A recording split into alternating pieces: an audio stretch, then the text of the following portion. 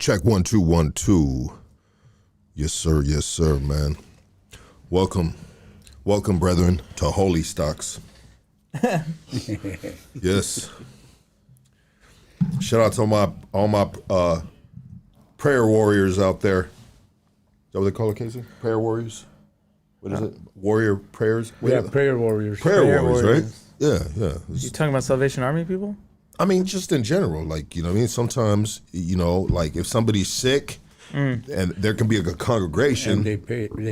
They pray and they call them prayer warriors. Thank you, Sleeps. OG know what he's talking about, man. He's been through some things, man. Man. Let me light up this. Let me light up this scripture real quick. County jail, man. They used to smoke them scriptures, no? Yep. They used to smoke them scriptures. Thought they were holy men. Yes, let me inhale this revelation right here. Yep. So I talked about it before, my G's, my Goonies. I see everybody tapping in right now. I know we are a little bit early, but better early than late, right? So if you guys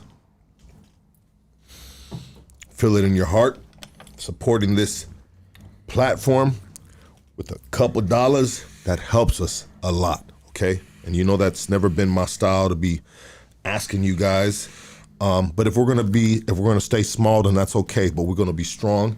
And just like Hoodstock supports the streets, we need you guys to support Hoodstocks, right? You know?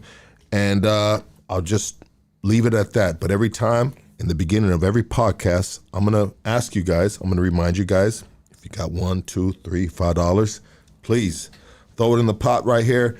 And it keeps us from panhandling. It keeps Casey from putting on that mini skirt. And you know, it just keeps the lights on. It makes life easier for us right here, bro. You know, because we're a small platform. Yeah, but small and strong. Strong though, baby. Strong. Yes, sir. With that said, Casey, is it game time? It's game time. Well, let's get this popping, baby. Yes, sir. We got a new beat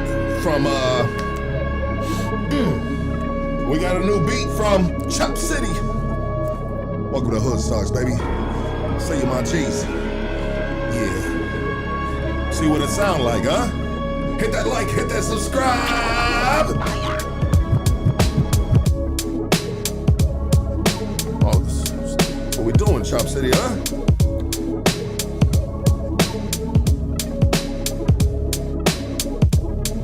Anthony Cruz, appreciate you, my dog.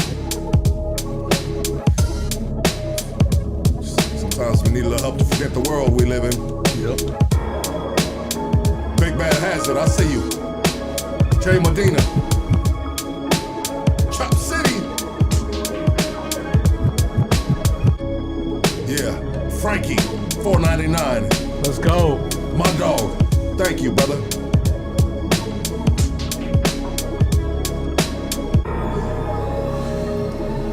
Chop City, man, been working hard with these beats right here. So this is a producer, and he sends me these beats to play in a. That's cool right there. It's kind of cool, huh? Like that? Yeah, smooth. Smooth, huh? Call it the boom bap. You guys like that boom bap? Uh-oh. Kill it, dog. Hit a rhyme. Hit a rhyme. You got it, Kill it, dog. Come on, baby boy. Yes. Gonies. Yes. Hey, Spanx. Thank you, my dog. $2. It's that boom bap, man. Boom bap make you move. It's easier to dance when you got the boom bap. You know what I mean? Yep. Especially if you got two left feet. You know, I got 2 left feet, 100%. Joshua, thank you, brother. $9.99. Thank you, my dog. Blessings on blessings. Primo, $4.99. Thank you, dogs. We small, but we strong, baby. Yes, sir. Chop City. Yes, sir. Hey, $1.99. I like it. Thank you, No Easy does it. Nay Love, man, you're so beautiful and everything else. Nay Love been showing a lot of love with the super chats, and we are very, very grateful. Let's go, Nay Love. Thank you so much. Man, we got to today's guest, man. Let's just get right into it. Today's guest is the big dog, man. And I will always say this. And I've said it before, and I'll say it again, that this OG right here, when he first came to Hoodstocks, his first interview, and he shared his story, I mean, he's an intense dude, man, and I felt a little like, damn, this is a serious OG right here that ain't playing no games. And with that said, I want everybody to raise up off your futons, Lincoln Heights, stand the fuck up, and give it up for the OG Sleepy. He's back. Thank you, brother. It's a pleasure to be back, my brother. Hey, my dog. Thank you so much, dog. I appreciate you, man. You just got off of parole. Last week, just got off parole. You just got okay. Can we talk a little into that mic, sir? Yeah, 3 years. 3 years. Yeah, they kept me on it. You were on parole for 3 years. Yeah. Man. For what I understand, they're keeping most lifers 3 years. 3 years. Well, what's 3 years of parole when you're not doing life anymore, right? Exactly. Let's go, man. Let's go, you guys. This is an ex-lifer that just got off of 3 years parole. And if you guys don't know, you guys got to go back, man. You know, I cannot recap his story. You guys got to go back and watch it. It is an unbelievable story. And with that said, man, we got some presents for you, bro. We got some we got a Killakushcali package for you. Yes, sir. Some goodies in there, my dog. That's right. I mean, are you available to? Do you smoke weed or anything? No, not really, homie. Okay, well, there's weed in there, bro. Okay. And if you don't smoke, you can give it to your friends. I'm gonna wear this though. Yeah, you like that, dog? Hell yeah, bro. And I got a Hoodstocks hat for you. Hell yeah. Yes, sir. I got some other. I got some things for you right here too, dog. I got some, I got some fresh berries, bro. Fresh berries. You like fresh berries, bro? Yeah, these are good. Let me get a tomato. Though. Those are really good. Antioxidants. Homie. Yes, and some tomatoes too, dog. Those are the cherry tomatoes, dog. They're good. And actually, these are for Casey right here. Yes. Because Bev is pregnant. I mean, don't eat them all. Save some for Bev. Those are for you. Thank you, bro. And then I brought Killer Dog something because I know he's fat. He's close to a heart. I brought him a steak. I made you a steak, Killer Dog. Dead serious, bro. Here, it's for you. It's for you, dog. It's a killer steak for you, dog. Are you gonna eat it? Yeah. I made it, bro. Well, actually, Misty made it, bro. My girl made it, bro. Let me get a bite, dog. Yeah, and we got It looks good, huh? Look at that. And for getting off of parole, sir. I got a little cash for you right there, gracias. bro. Yeah, absolutely, Thank you, my dog. brother. Yeah, it's a little gas money, baby. Hell yeah, gas. Yeah, gas money, and we got another present for you, and it's coming on its way. It just ain't got dropped off. We got a Kush Connect. Lucky Flash Me. What the Secret LA County? Thank you for the $2, bro. We got another Kush Connect present coming for you right now. I owe you a T-shirt and gear, which we're gonna get that lined up. We're at a 2X.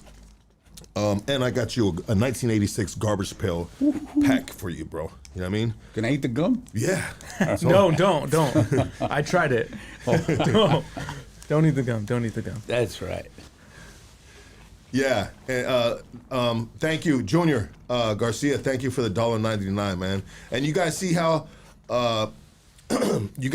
this goes, man. Like the money, like, man, we just we get love, we show love. I mean, that's how life is supposed to be, right? You know what I mean? That's how life is supposed to be. Sometimes the money don't even, it come to my hand and it go bop, bop, bop. Like, that's love, bro. This platform is love, bro. What we do right here, my dogs, is love, bro. I promise you, it's love for the streets. It's love for men like this.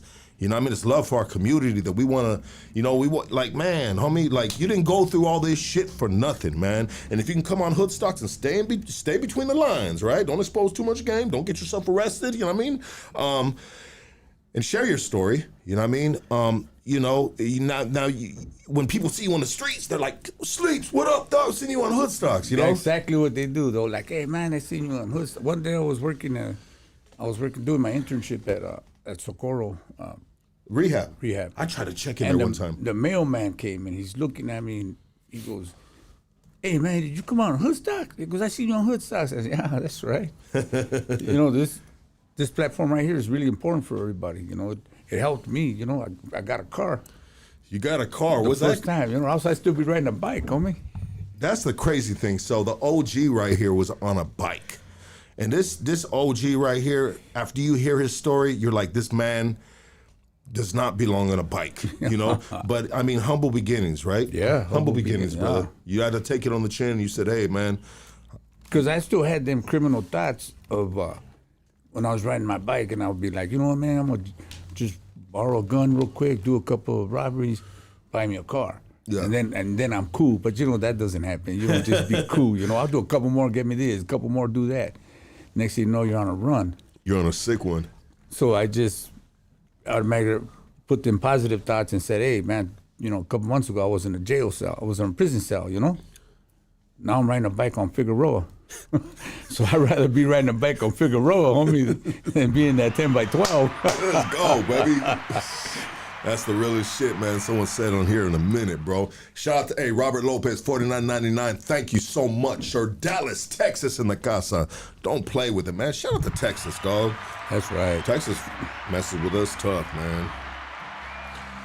I think if I ever moved out of California, it would be to Texas, because it just seems like it's just, Yeah, I got family there too. Yeah. If you were gonna move out of California, what state would you move out to? Texas. Texas too, huh? Yeah. El Paso. El Paso, yeah. Yeah, I got family there. Yeah, I passed through there when I went to San Antonio, Texas. I drove there this past summer. It was cool. Yeah, sometimes you got to just move on sometimes. Yeah, right? Yeah. It's true. Sometimes you got to just move on. Yeah, we got to, they say Tiger never changes his stripes, but we still got to change and move on. Like for us, it was easy for us to do bad. That came natural for us, to do bad, and like when I was looking at you and you were telling me, your little bit of your past, robbing people, that's nothing. Yeah. But now you moved on. Look, you got this platform going. Now you're helping out and giving back, and that's what I'm trying to do now. I work at the LA Mission. I try to help the dudes out there. Let them know that it could be done. Because I always tell everybody, if I could do it, you could do it. There's nothing that you've done that I ain't already done. So when I went to board, I told them it's my responsibility. I feel that it's my responsibility to succeed out here for the next lifer that goes in front of the board. It's easy to go back to the hood. I'm in the hood. Like I live right there off of Fig. Yeah. And I'm right there, but it's changed. You don't see the homies running around no more. You don't gotta look. Oh, who's that? You know what I mean? Yeah. You could have more space. You can breathe easier. Because of gentrification. Yeah, because of gentrification. And there's a bunch of hipsters walking around. Walking their dogs and stuff. Yeah, and these I mean, like the pink apartments on Monte Vista. I mean, shoot, you had to go. We used to have to drive by there real quick. You know what I mean? When we passed by there back in the day, because the dudes from Monte Vista Dogtown would be up in there, and shit, they let you have it from up top. But now, yeah, there's some white folk coming out of there with But that's good, I guess it's going 360. It's going 380. It's revolution. Evolution, my brother. Yes, sir. Yeah. And it's good for the neighborhood. I mean, the homies are still there. They're just not out there. Well, they're still there, AKA living in the wash now in tents. Yeah, It's all bad, bro. We used to have dope houses, what I mean? Now they got dope tents. Yeah. Due to gentrification, man. That shit. Yep. And I see that because I work in Skid Row, and I see them, out there in tents and stuff, and I'm like, I can't do that. That ain't gonna be me, That's crazy. It's not gonna be me. A lot of tecatos doing that. Yeah, Yeah, and you back in the sad, day, right? Yeah. You suffered from. I used to do dope. I did heroin for like 32 years. Heroin for 32 years. Damn, bro. Yeah, And usually man, I say that is the hardest.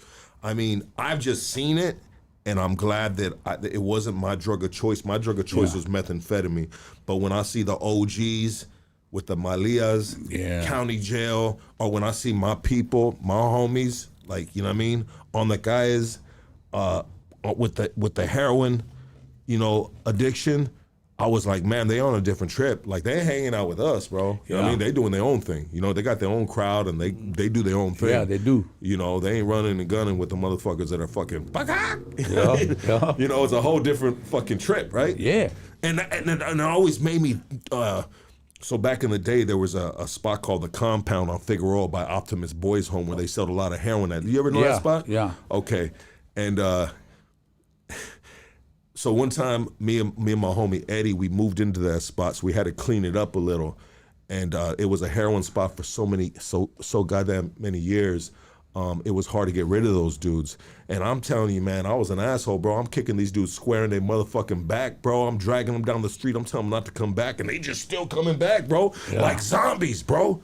Like, no, bro, we back. Yep. You know, they don't give a fuck. They take an ass whooping and all kinds of shit. They're gonna get in there and get their shit, bro. Yep. You know? And you know what's crazy about the Compound is when they did the demolition on that thing right there, they were never ever to rebuild on that land because the soil was so contaminated from years of fucking just everything.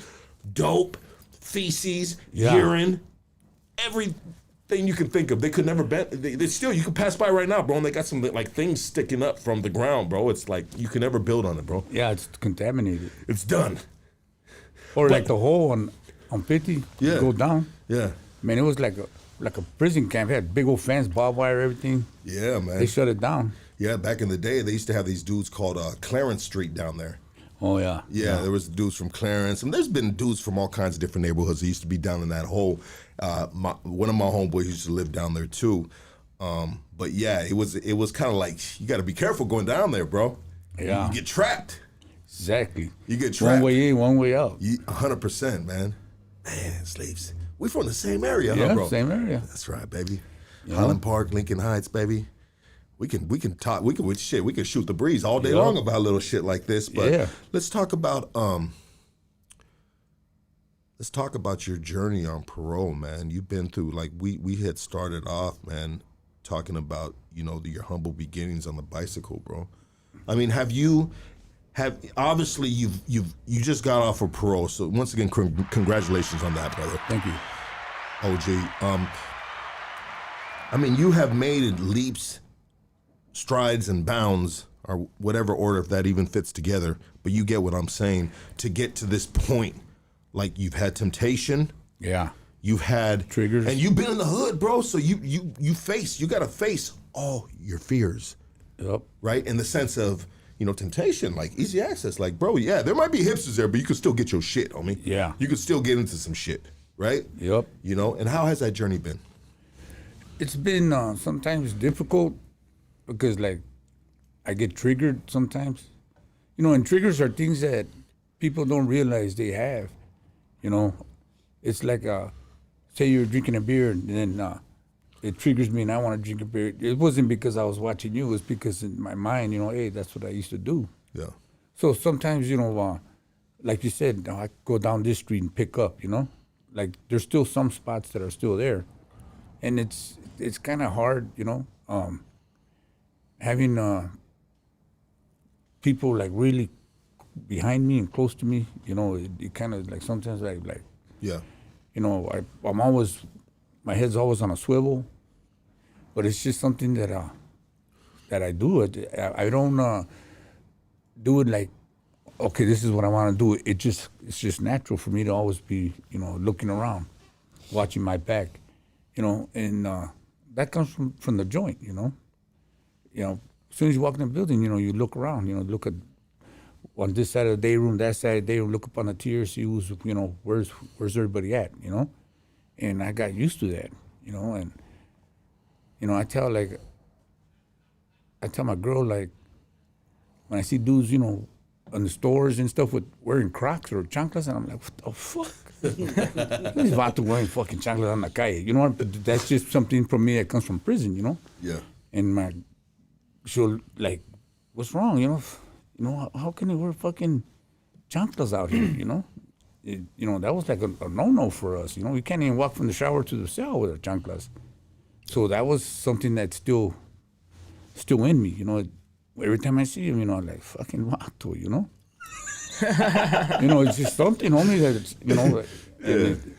I realize that it's still things that from prison, and what made me realize go over that was I was at an In-N-Out burger. I'm ordering food. There was a little kid behind me, and he was like making that noise with his tennies on the floor, like ee ee ee. And I turned around, because I just thought chingazos, Yeah. So I turned around real quick, and the mother looked, and the cashier, she was looking like, what the fuck's wrong with this dude, So I sat in my car after, and I fuck, it triggered me, I thought I was over it. Yeah. But it, we still got him, It's like, fuck. Just like you, you're doing good, you're out there, but who that passes you by, you're still gonna look in your rearview mirror, see if you don't turn around, right? Never fails. Yeah, so it's like, Never fails. yeah, something like that, Yeah. And I just okay. Have you had any, now that you're off of parole, I mean, you can talk a little freer now, right? You know what I mean? Have you had any, contact with the police that were just at times it was kind of like, fuck, dog, sketchy or uncomfortable for you? I mean, did you ever cross any paths that...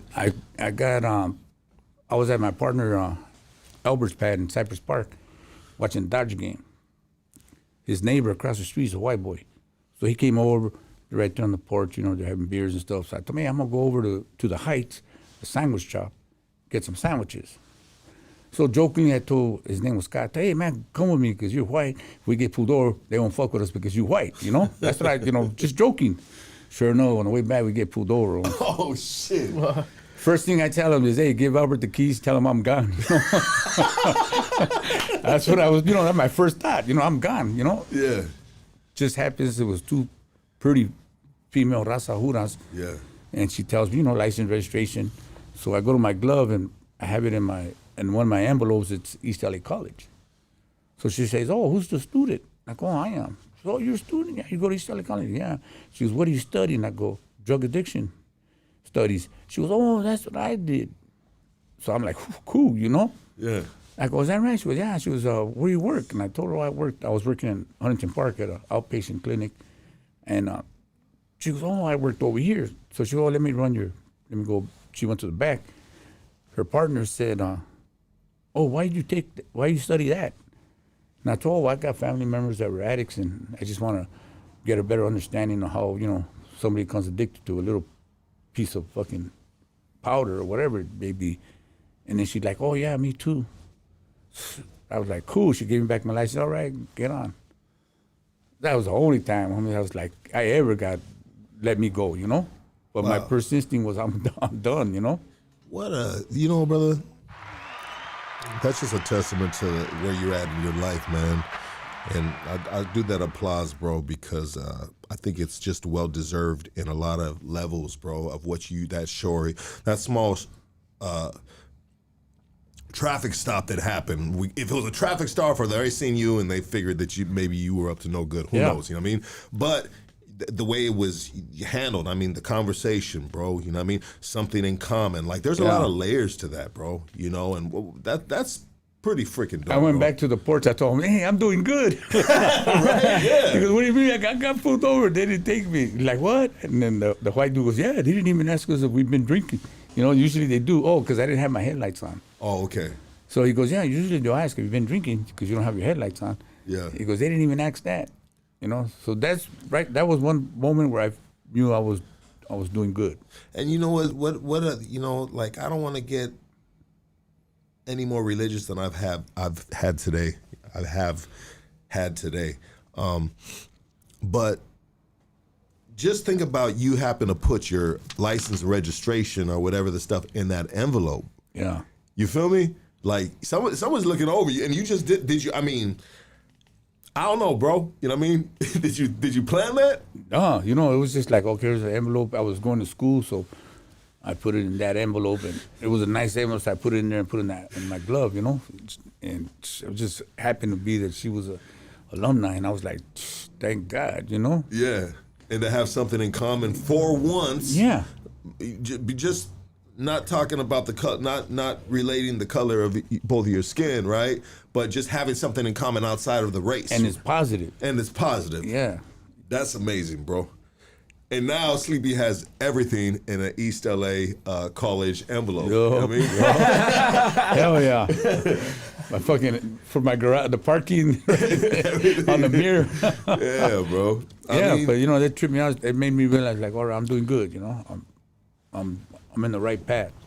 and that's ELAC you were going to, right? Yeah, Shout out to ELAC. ELAC, man. Yup, shout out to ELAC. Man, they doing it big with a lot of the homies. They got this addiction study course that a lot of homies that are getting out are getting involved in. You know, they're taking it. I think my homeboy Pep took it. Yeah, Pep took it. He Me and Pep. Yeah, you and Pep took that, right? Yeah, together. Yeah. And you know, he's working as a counselor right now. That's dope, bro. You know, it's doing good. You know. Yeah. And I guess, you know, we just, now it's time for us to do good. We've done bad so long. Now it's time for us to do some good, you know? Like you, this is what you're doing here. This is some good stuff right here. Feels good doing it, bro. Especially when I'm doing it right with the right head screwed on. But even when my head's not screwed on right, it's still like I'm still staying the course. But when my head is screwed on right, like right now, bro, oh man. And you're still sending a positive message out there, you know, because there's a lot of youngsters that, you know, think that's the only way to go, you know, until they get into your podcast. Because, you know, this day and age, that's what everybody does. You know, like YouTube and TikTok and these platforms. So when they see something like this and they know it's real, they're like, oh, man, you know. Yeah. I mean, we're not glorifying anyone to go to prison. We're actually sharing these stories. So, I mean. So they could think about it at least. Yeah, at least, you know, right? because to be honest, we thought that was the way that was part of what we're doing. You know, okay, I'm going to get in a gang. You know, I'm going to fuck some fools up. You know, I'm going to go to prison like my older brother. You know, I'm going to get tatted up. You know, I believe that was just the way it was supposed to be, you know? Yeah. Until now, you know, I mean, I'm 60, you know, but damn, I'm learning now. I'm 62. I'll be 63 in April. But now I see it, you know. It's like now I know, okay, that's not good. That's not right. Yeah. You know, I went to the market and there was a paisa in front of me and he dropped a 50. Yeah. And I didn't have nothing. All I had was my EBT card was $6, homie. And I picked up the 50 and I gave it back to him. Hey. And I chased him off back to the door and he turned around and hey, man, you dropped this. And when I went back, the cashier said, hey, you did a good thing. But then when I was walking in the parking lot with 3 fucking bolillos, that's all I had enough for, homie. And you're like, damn, I could have had myself. And I said, what the fuck did I just do? You know, I only had $6. I gave back $50. You know, usually I would have just kept it, like act like I'm tying my shoe and kept it, you know? Step on it. You step on it. I just figured, okay, I figured that's part of change, you know? I figure I'm changing, you know? Congratulations on that, bro. And that reward may come in different forms, right? Exactly. I thought the story was gonna be like a little, like I don't know why, bro, but my head was probably in the gutter, bro. But I thought you were gonna be like, and then I walked outside, dog, and I got hit by a car, homie. Should have kept the 50. Yep, should have kept the 50. Should have kept the 50. Should have kept the 50. But he said I just had the 3 bolillos, and but it probably tasted a whole lot better. I don't know, bro. Yeah, you know, I figured, because, you know, we did in prison, we did like a criminal response, you know, the victims. Yeah.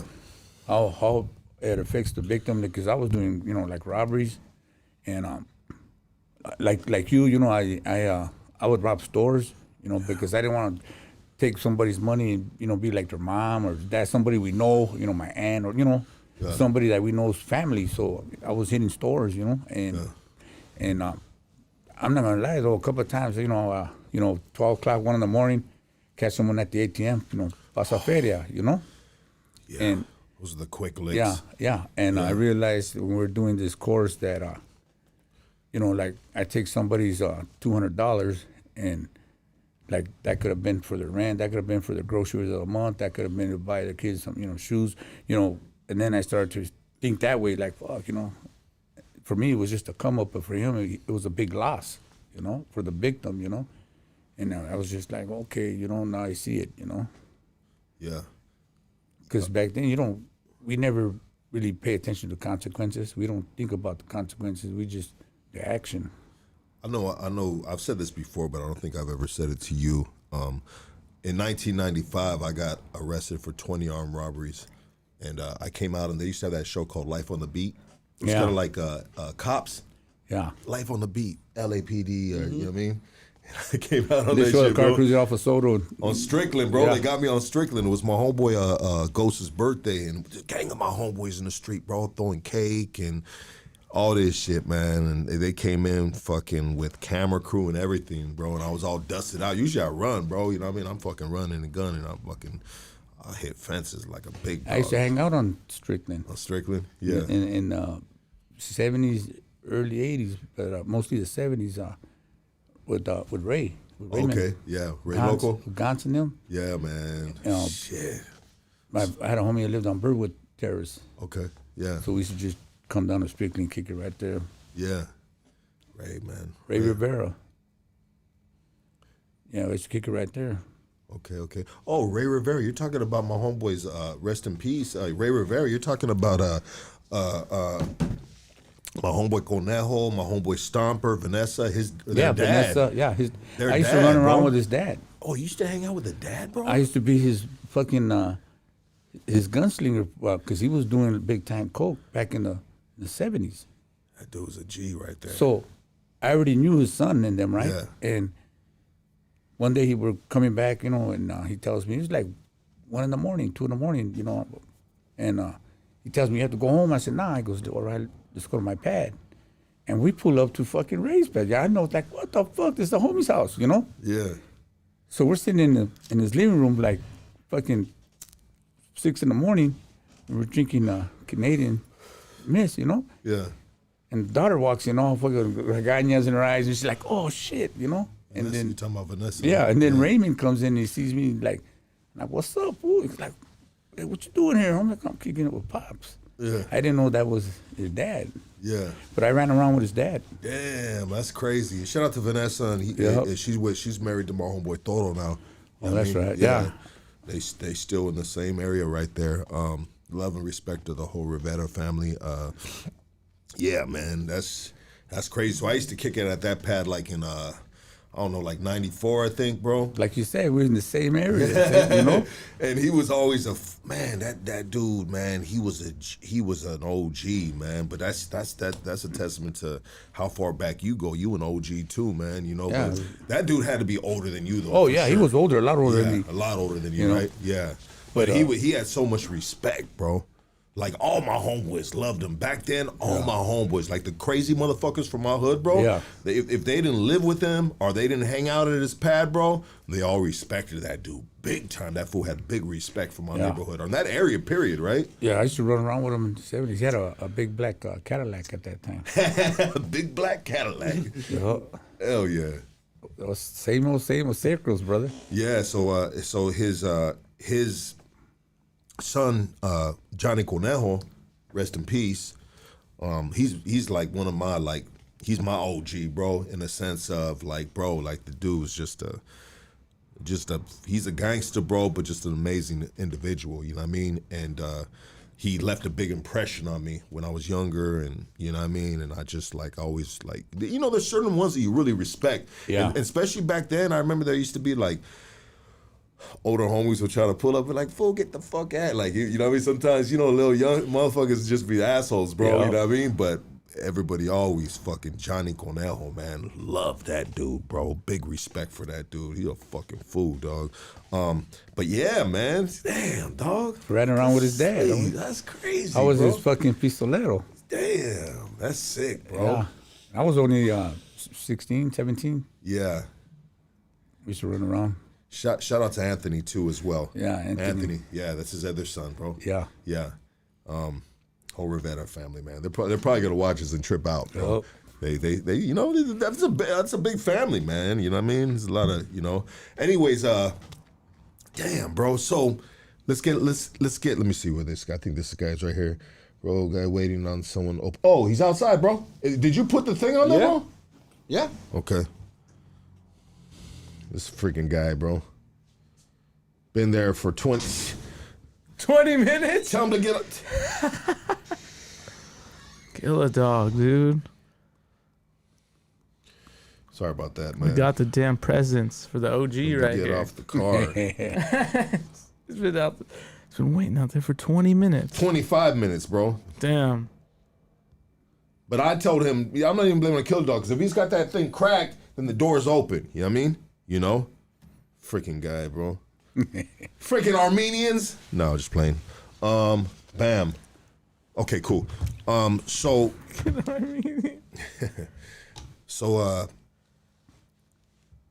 you have been in the same place the whole time. Is it your where you reside? Your residence? Yeah, I've been there a year. Oh, you've only been to the one you're at right now a year? Yeah, a year. Okay. A little over a year. Little over a year. It's sober living. There's like 6 of us, 6 guys. Most of us, out of the penitentiary. Is it a house? Yeah, it's a house, 3 bedrooms.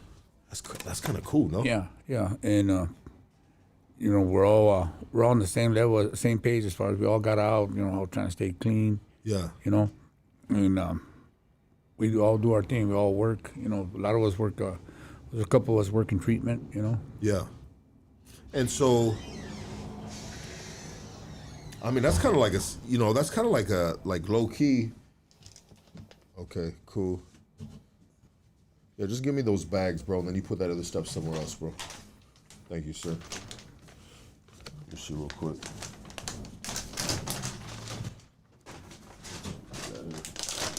Okay, I believe it like that. Oh. Sorry, guys, See, about all Lucky's that. opening the package right here. Yeah. Big package. Look at that. Got some goodies right here. You can give to your boys, bro. There we go. Yeah, throw that stuff on your stuff. Oh. Yeah.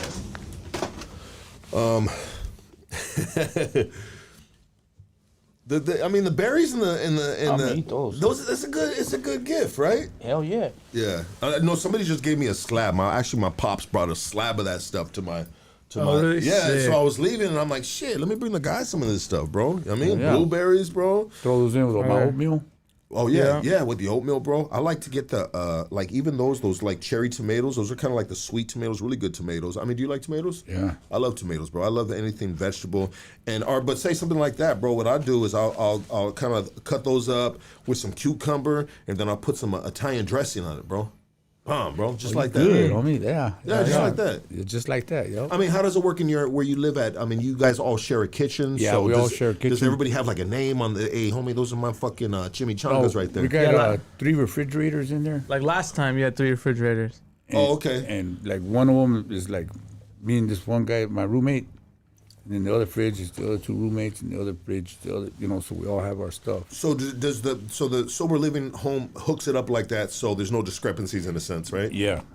And then so you share with your roommate, okay? Yeah, and then we all have our own shelf with our canned food and all that. Like your pantry Yeah. stuff. But I always tell everybody, hey man, it's right here. You want some, grab some. Because Yeah. I'm not one to, hey, that's mine, don't touch it. It's Yeah. like, hey, you hungry? Go ahead and grab it.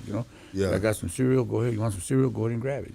But that comes with like a little something though, right? Like you got to replace it, or how does it work with you? No, it's just like you grab, my stuff. Cool. Don't get, I can grab your stuff. Oh, okay. So it's open. It's all good. Yeah, because we're just like 4 of us that we do that. Okay. Homie will bring home something. Hey, man, it's right here. All right. Yeah, like something Yeah, something like 'cause- maybe deli sandwiches or something. Yeah, because it's like, I think it creates a little tension of you like, hey, this is mine, that's yours, Yeah. Hey, did you get my shit, So it's like that. To me, that's like petty shit, It's like in the celda, like if your celly saying, oh, did you eat my cookies, Come on, motherfucker, Yeah. So that's why I was like, hey, whatever's right there, what I got, you got, So I had a celly come on here, bro. He's now Pastor Ray from Marihuanos, right? And Marijuanas, and he shared a story about one time we were in the cell, and I had a honey bun, right? Oh, yeah, that's... And I put the peanut butter on it, and he said that he said I didn't cut it 50-50. Yeah. And he was waiting for you to cut it, homie. And I might have done the dulo, bro. I don't know, bro. It just depends on what I was going through in my life at the time. You know what I mean? Maybe I got a bad letter, dog. I don't know. But he swears, he goes, he blasted me on the podcast. He goes, I'm gonna share a story. One time this fool fucking made a honey. He goes, hey Ray, you want some? And I was like, yeah, fuck yeah. And he goes, you know what? I watched him cut it, and I just knew he was gonna cut it 50-50. You gave him just a taste hour, so he could know he had some.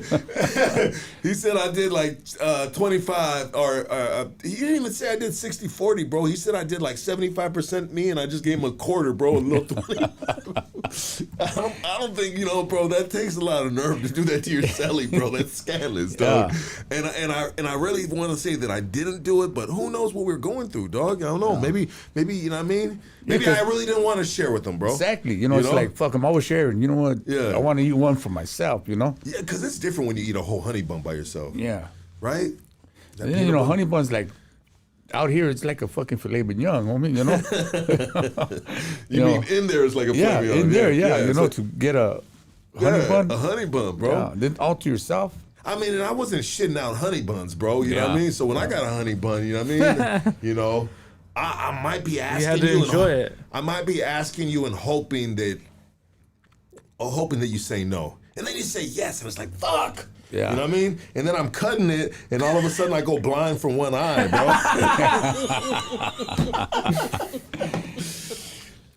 And then it's got to be like, fuck it, all right. He gave me some. Yeah, it's funny though, cause that's Ray Dog right there, man. He's really he's a great dude. He's a pastor now too, man. That's right. He's a fucking good dude, bro. Changed his life and shit. But so that's kind of cool. So like just the whole and let's think about it too, brother. OG Sleeps. To be living where you live at is prime real estate. A lot of us can't even afford to live in the neighborhoods like that no more. Yeah. So kind of like the way you have it, you kind of got it good, bro. Yeah. You know? And what do you guys all do? Pitch in on the rent or something? Yeah, we all pay our own rent, They ask for you to give you just to keep you responsible and honest, right? Right. Yeah. And then we all have a chore, You clean the living room, you clean the bathroom, you clean, Yeah. My chore, I have to mow the front lawn and the back lawn. Okay. So I pay the paisa good. I seen a paisa like 2 doors down. He was doing their lawn and everything. He has all the machinery. Yeah. And I went, hey man, how much you charge me? Oh man, $50. All right. So I just pay him $50, have him cut it. Oh yeah. Yeah. Because my roommate has, hey, well, what do you do? I do the front yard and the backyard. It's like, oh, okay, I go, but I pay a motherfucker to do it. That's one less thing for me to do, Yeah, I mean, it sounds like. Then I look at like I'm helping him out, I'm giving him for his hustle, But then they're looking at you like, well, you really don't do nothing. Right? Yeah, No, just playing. Yeah, you know what I mean. Some fools be like that sometimes, huh? But then I give him like clothes and all that, paisa, You hook them up, huh? Yeah, here's some clothes, here's some shoes, and all right, thank you, Yeah. One time I gave a blind paisa a pair of roller skates, and everybody thought said I was wrong for doing that. He was blind. I gave him roller skates. No, sleeps. Next you know, he's going down the street, Sleeps just looked at me like, bro, you fucking serious, bro? This is what we doing? That's kind of cool. I like the way that works, the camaraderie, and then you get the right group of guys within that household, and it's just like, we're good, right? Yeah, we're good. We're good. And then, but there's 3 rooms, so you guys share 2, grown men each in each room. Are there any youngsters, or is it grown dudes? No, there's mostly older dudes. Like, I think I have the 2 youngsters, because we got a bunk bed and a regular bed. And the 2 guys are the youngest ones in the house. Oh, okay. So there's actually 3 people in the room? In my room. In your room. Okay. And then there's 2 in the next room. So how is it in there, bro? Like, you know what I mean? Are you the old grouchy man in there, bro? Oh no, I'm hardly there because you work so much? I work so much. I work UPS like 3 in the morning, 3:30. So tonight I'll get up at 2.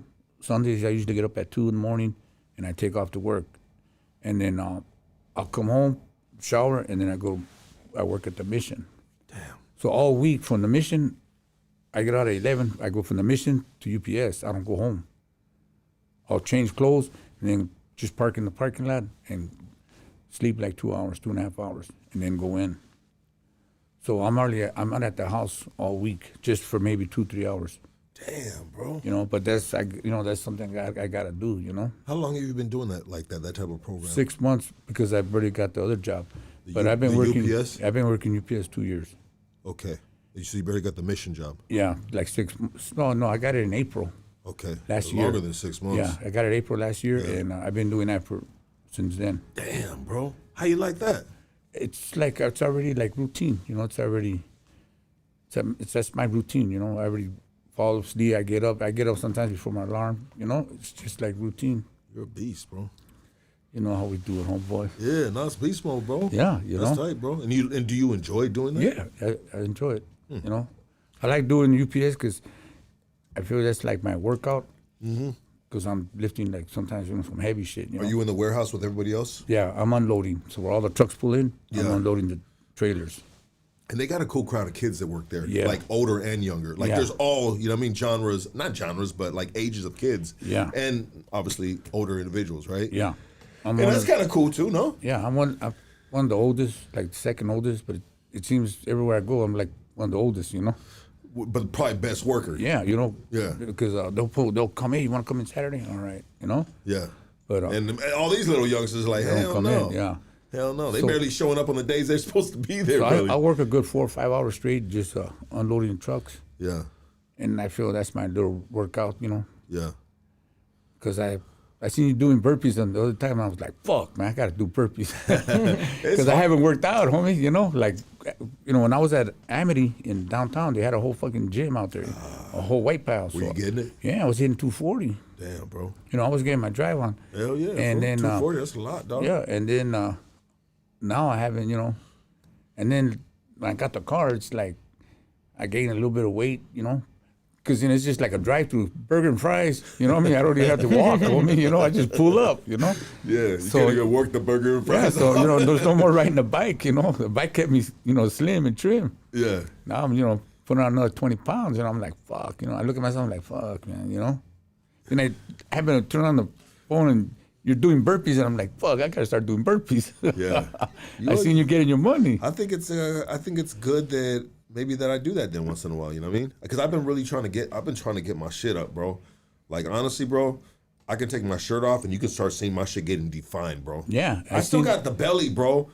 But it's gone down and it's gotten slimmer, but I've been fucking getting it, bro. Yeah, because like I told you today, the pictures I was watching of you, Yeah. You have some young ones and you got size, homie. Yeah, I've been getting my little size up. Like, I've been heavily on it, and I'm on a ketogenic diet where I'm not eating any carbs. But I broke that yesterday. I went to shout out to my boy Jojo Bolin, Eastside Bolin. I went to his and I've known the dude for years, man. The penitentiary, the county jail, pinochle partner type of dude, right? You know what I mean, Yeah. He's my boy, bro. He's like 54 years old, man. He's a fucking great dude, man. I love the bro. But anyway, I went to the baby shower, and then YG was catering tacos there, bro. Oh, was he sick? Yeah, YG, which is Hoodstock's. You've probably met him before, bro. You've had to meet him before. He's been here, and because this is like your third time here, right? Yeah. Yeah, and so, or maybe fourth time here, a third podcast, right? Yeah. But I think you've been here a couple I other came times. one time with Peps. Yeah. Okay. Cool. Yeah. And but anyways, YG was serving tacos, man. That's my boy. He man, that food does it up good, man. And so I was like, shit, I'm gonna have a little cheat meal. And that's your culture. Yeah. But What was the meal, bro? Let me see. How fat was it? No, it was a big ass meal, but I've done fucked up because this is what happened, bro. So when I got to the baby shower yesterday, was it yesterday Sunday? Yeah, What's today? today's Sunday, Saturday. Saturday. When I went Saturday, bro, they had porta potties out there. You know what I mean? And one said women's, one said men's. And I was like, oh, that's cool. You don't got to go inside the house because the baby shower's in the backyard. And I had to use the restroom, bro. But there was people out front, you know? And so I didn't want to be the dude that pulls up and goes straight to the porta potty and takes a shit. And you know he's taking a shit because he's not coming in and out, you know? I don't want to be that guy. And so I went and ate, bro. And I'm sorry for sharing this story, but I'll share it anyways. Fuck. It's really going somewhere, bro. I promise you. Oh, I know. I don't even like where it's going, but I'm ready on the ride. I promise you, this story's going somewhere, and it's obviously going in a comedic fucking direction, 100%. And so, and so, I ate a big ass plate of beans, rice, 3 carne asada tacos, and my boy fucking stacks the asada, bro. All the, like, there's, homie, you can't, like, it just falls over. You know what I mean? Like big dog fucking tacos, YG, man. And then I got a plate of chips because I haven't had chips in a long time. You know what I mean? So I got a plate of chips and I put all the whatever he had right there, bro. I put it on that bitch. You know what I mean? 2 different salsas, the guacamole. You know what I mean? Everything. Yeah. And then so when I'm leaving, you know, my dog's walking me out, and I was like, "Yeah, man, that's cool. You got the porta potties right here. Whoop whoop." You know, and in the back of my head, I needed to use the bathroom. You know, still, and now I got to use it even more. But I'm thinking in my head, you know what? I see a lot of, we were in Pico Rivera, you know what I mean? So I was like, there's a lot of shopping areas right here. Yeah. And I said, I'm just going to pull up to a spot, like, and use it like a Target, run in there, use the restroom real quick, you know?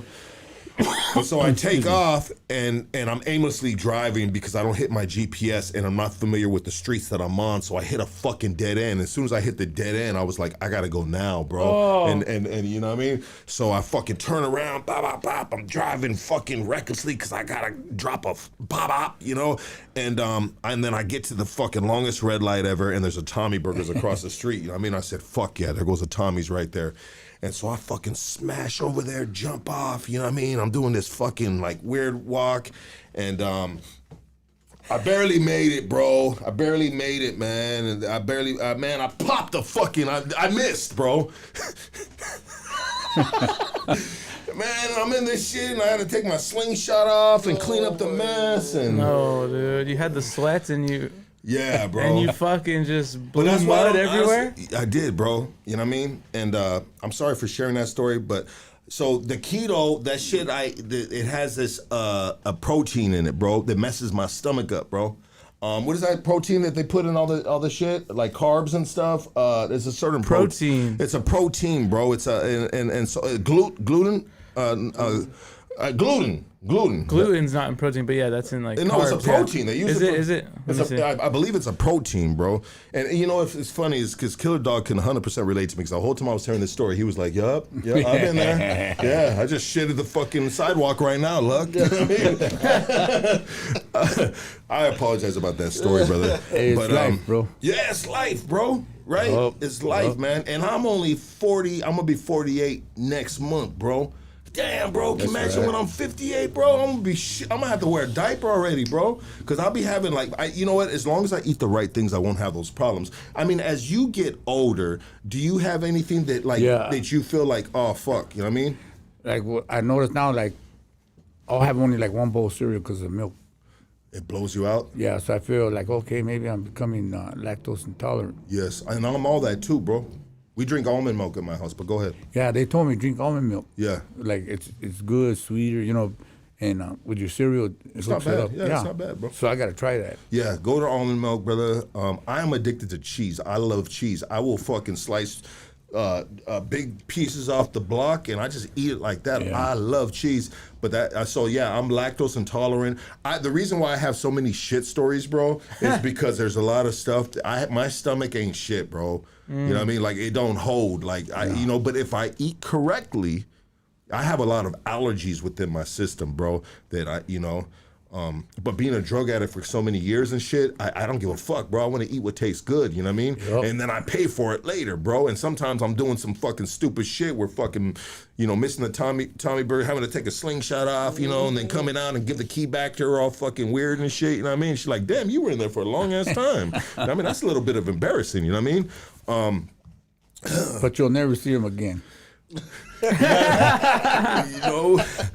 Unless they'll be like, wasn't that dude from? Is that guy from Hoodstocks?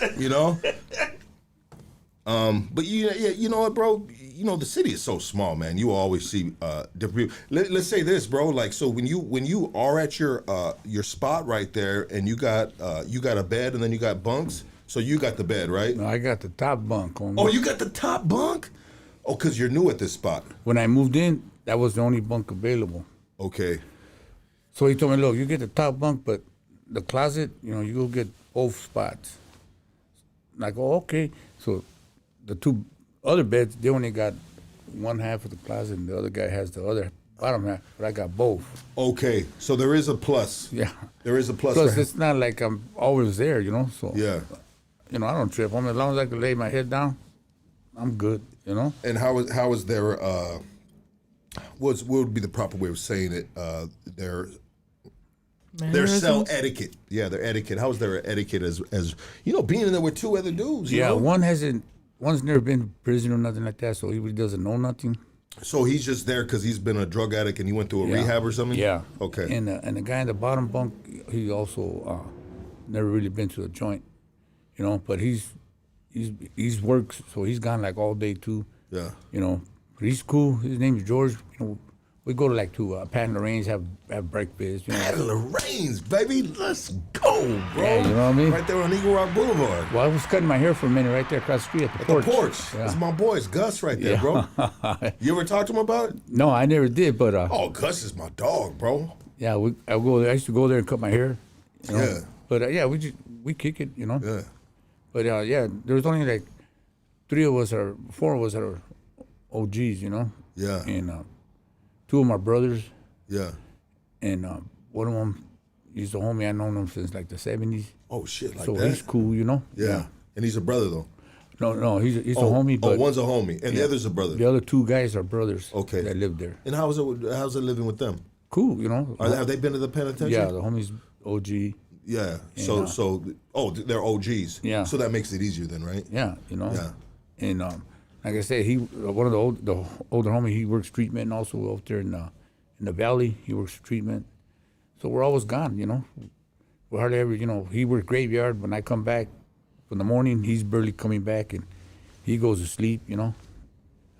I'll nod out for like 2 hours, maybe, hour and a half, and then I'll shower, and then I take off again to the mission, Yeah. and I'll stay there till 11 at night. How's the mission, bro? Damn, and the mission on Skid Row? Yeah, mission on Skid Row, bro. It don't get no realer than that, right? Yeah, crazy. Can you share some stories from there? Well, Or can you share something that might have happened there but yeah, didn't? yeah, you know, Yeah. you know, a lot of them, some of them are mental.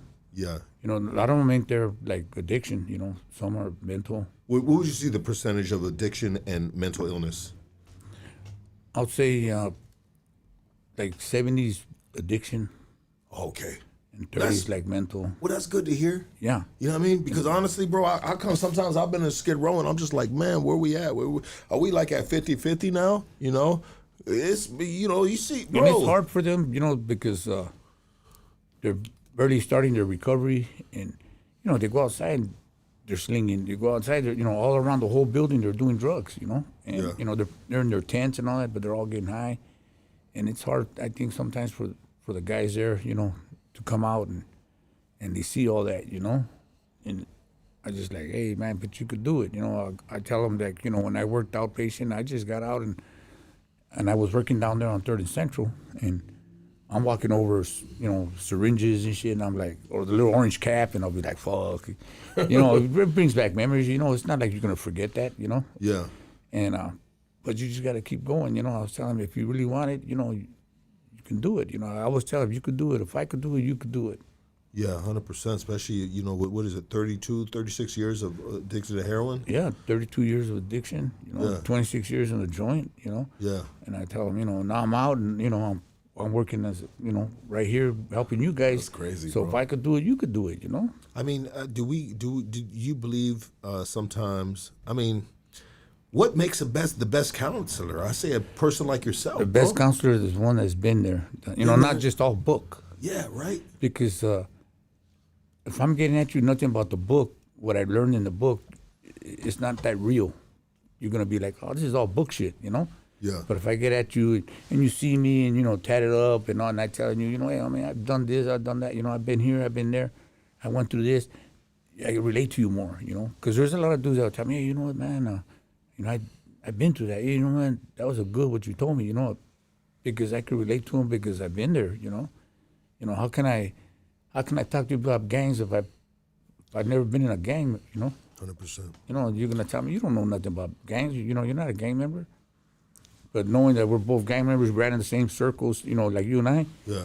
that's why we can relate, because like we said, with Ray, hey, That's fuck, I knew him, crazy, bro. like shit like that, Yeah, you fucked me up with that one. So bro. we connect I more. was actually thinking of my homeboy Ray Local. Rest in peace from my hood. But then when you said Rivera, I was like, oh shit, you talking about the big dog on Strickland. Yeah, man. And like you'll be able to relate to me, like, oh fuck, I'm not just running like drag, Yeah.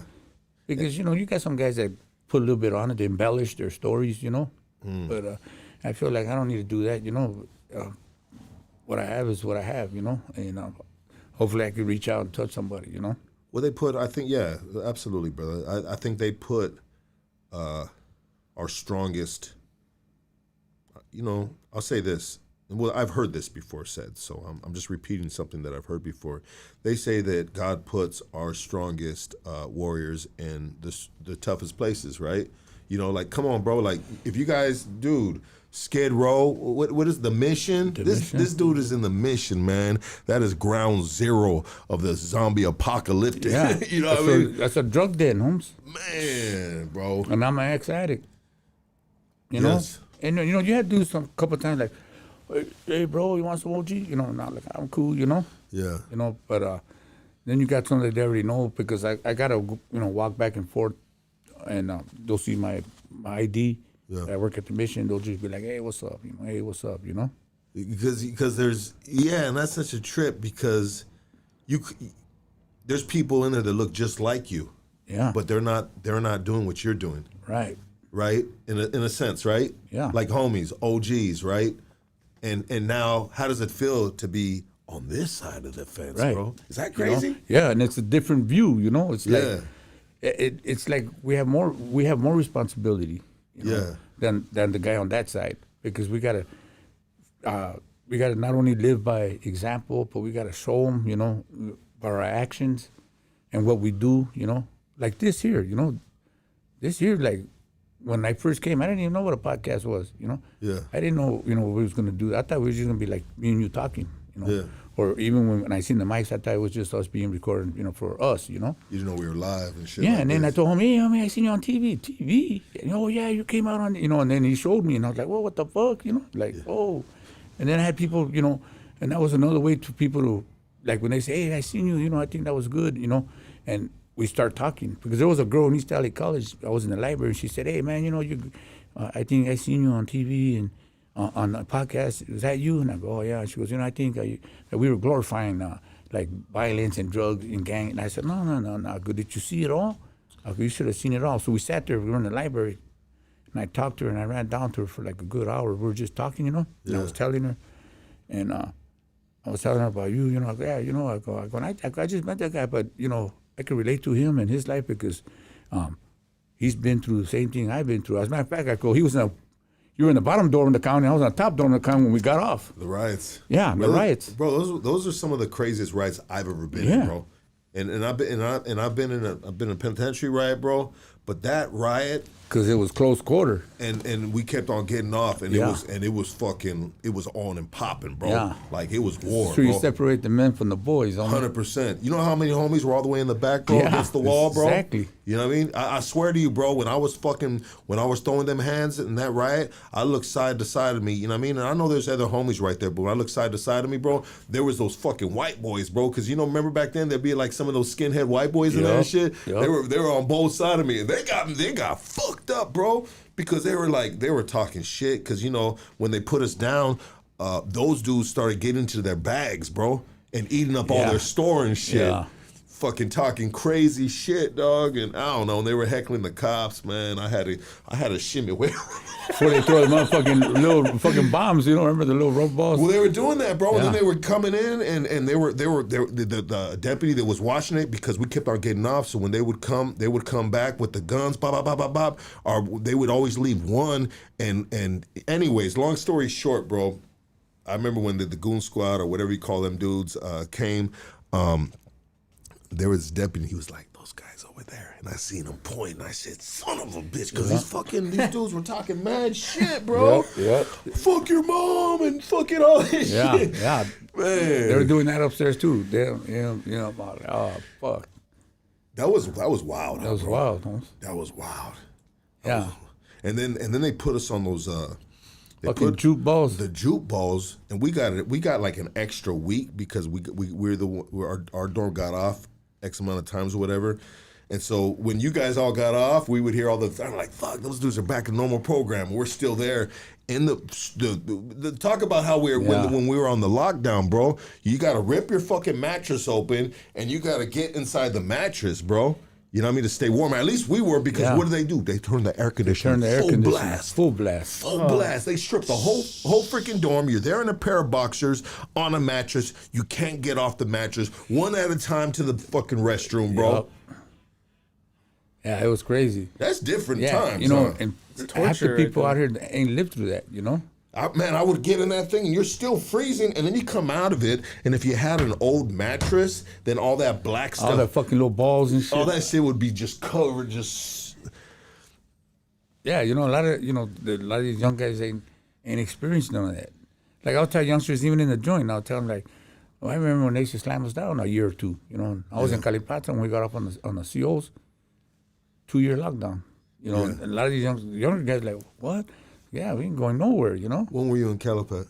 I was there 2005, Okay. 2006. Okay. That's crazy, bro. I was there with your homeboy youngster. Yeah, I pro'd from there in 2006. So I was in Susanville 3-yard, and my points got jacked up, right?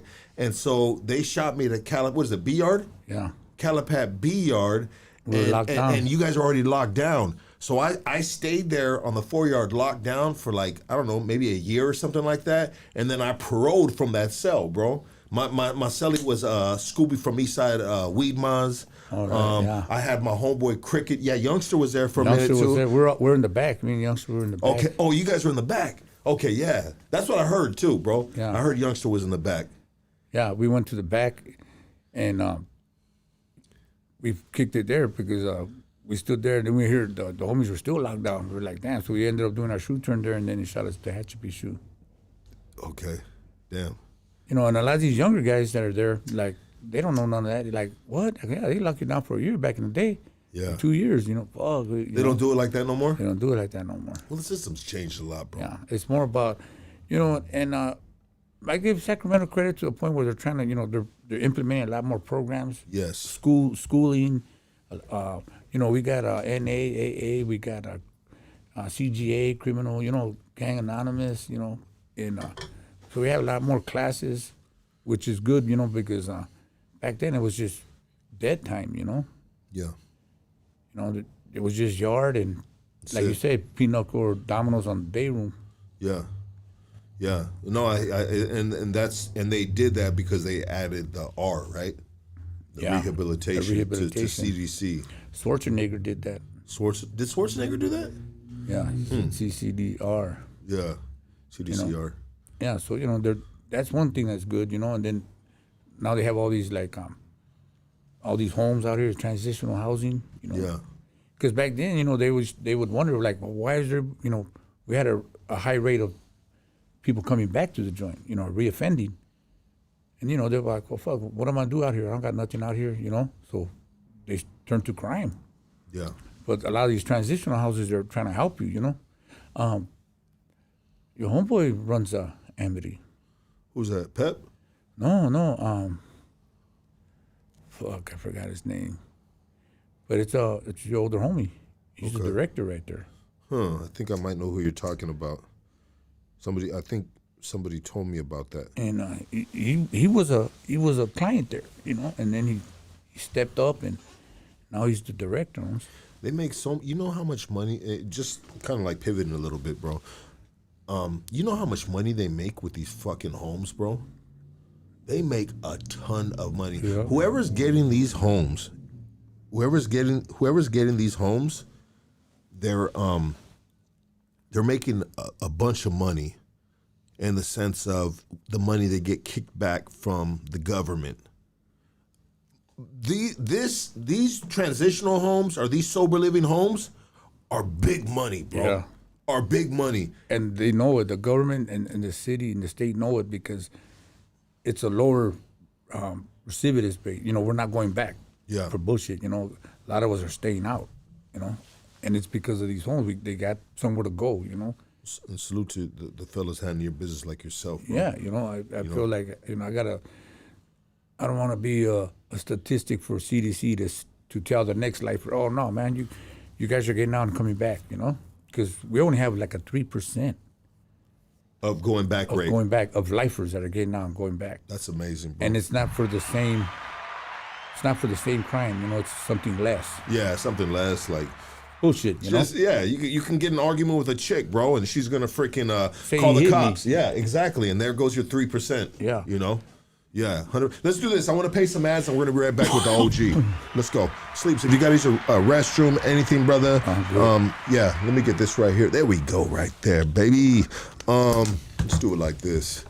I appreciate everybody tapped in, man, and. Dr. Lucky. Lucky, get the OG on TRT. You know, it's funny you say that because I was going to offer him it. I was going to offer you some TRT. What's that? It's testosterone replacement. Testosterone replacement. Should I give my money? Well, no, it just makes you feel good, bro. It will make you feel good, brother. You know what I mean? I'm not saying, I'm not trying to be disrespectful or funny, bro. Yeah. I'm dead serious that TRT. I have a guy that I can get it for you. I get it for you for free, bro. You know what I mean? If you'd like to try it out, we'll talk about it later, bro. But it'll make you feel great, bro. You know what I mean? Like back in the day type of great. Because one of the old dudes that I live with, he gave me some. He always gets eugenics. Okay. And he gave me a bottle. You gotta try it out. How do you? Did you try it out? No, I haven't tried it. Well, how is that used? Oh, you take it it's a supplement, like a vitamin. Okay, so but in the commercial always says, oh, and she'll like it too. You get your money. Yeah. So I can get you something differently that you're just gonna put in. You're gonna put in a needle and put in the buttocks. You put in you got to shoot it in the butt, bro, or something like that. You know what I mean? Yeah. Yeah. I did it to my fucking pops, bro. He's 80 years old, man. And dude, the other day.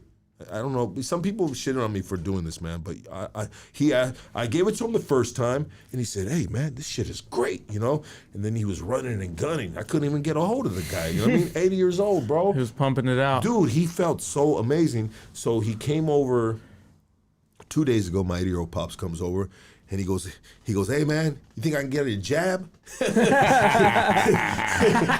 I swear to God, like, I was just, I don't want to press him. He said he felt good. But he goes, "Hey, man, you think I can get a jab?" And I was like, "Yeah," And then he sat there and he goes, "When are you gonna do it?" And I said, "I'm gonna do it." I want it now. Yeah, he wanted that shit now, bro. Yeah. It makes you feel so good, man. It will make you feel amazing, and you look already amazing, OG. You know what I mean? But I'm sure it's not gonna. It will probably complement what you're doing already. We'll talk about it a little later. Let's pay these bills real quick. I want to keep Casey's on. There we go, right there. Let's go right here. Let's do this right now.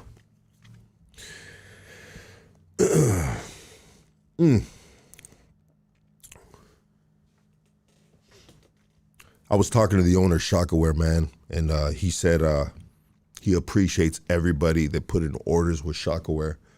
And the great thing about the deal that I have with Shaka, bro, I'm going to get you a jacket from Shockaware. Matter of fact, when you get a chance, go to shockaware.com, OG, and pick out any jacket you want right there. Screenshot it and send it to me.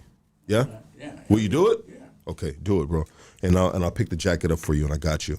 And so anyways, with Shockaware, man, we've had a good number of orders, man. And the good thing about the deal I have with them is we get a kickback. So when you guys order from shockaware.com, if you use Hoodstocks15, that will get you 15% off. And not only does it get you 15% off, but the platform gets a kickback. And you know what it is, man. Shockaware is it's more than streetwear, man. It's culture, lifestyle of individuality and self-expression through clothes. Shockaware is the truth, man. Looking for some good quality cannabis? Quality cannabis. Hit the folks at Killakushcali. They specialize in bringing you the best quality from OG to exotic. Got it all, baby. Yes, sir. Casey's back. My dog's back, man. Shit, we running smooth now, dog. Man, it was rough without this dude here, man. I was living with regret when anyways. He missed you. I did, bro. Big time, bro. Let me put his mic back on. There we go.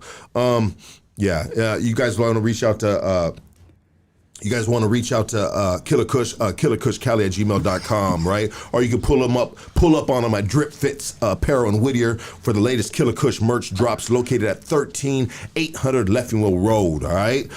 Calling all bakers and chefs. Upgrade your kitchen with Origin Bakery restaurant equipment, all right? This is what it is, man. If you guys are going to open up a restaurant, if you guys need commercial grade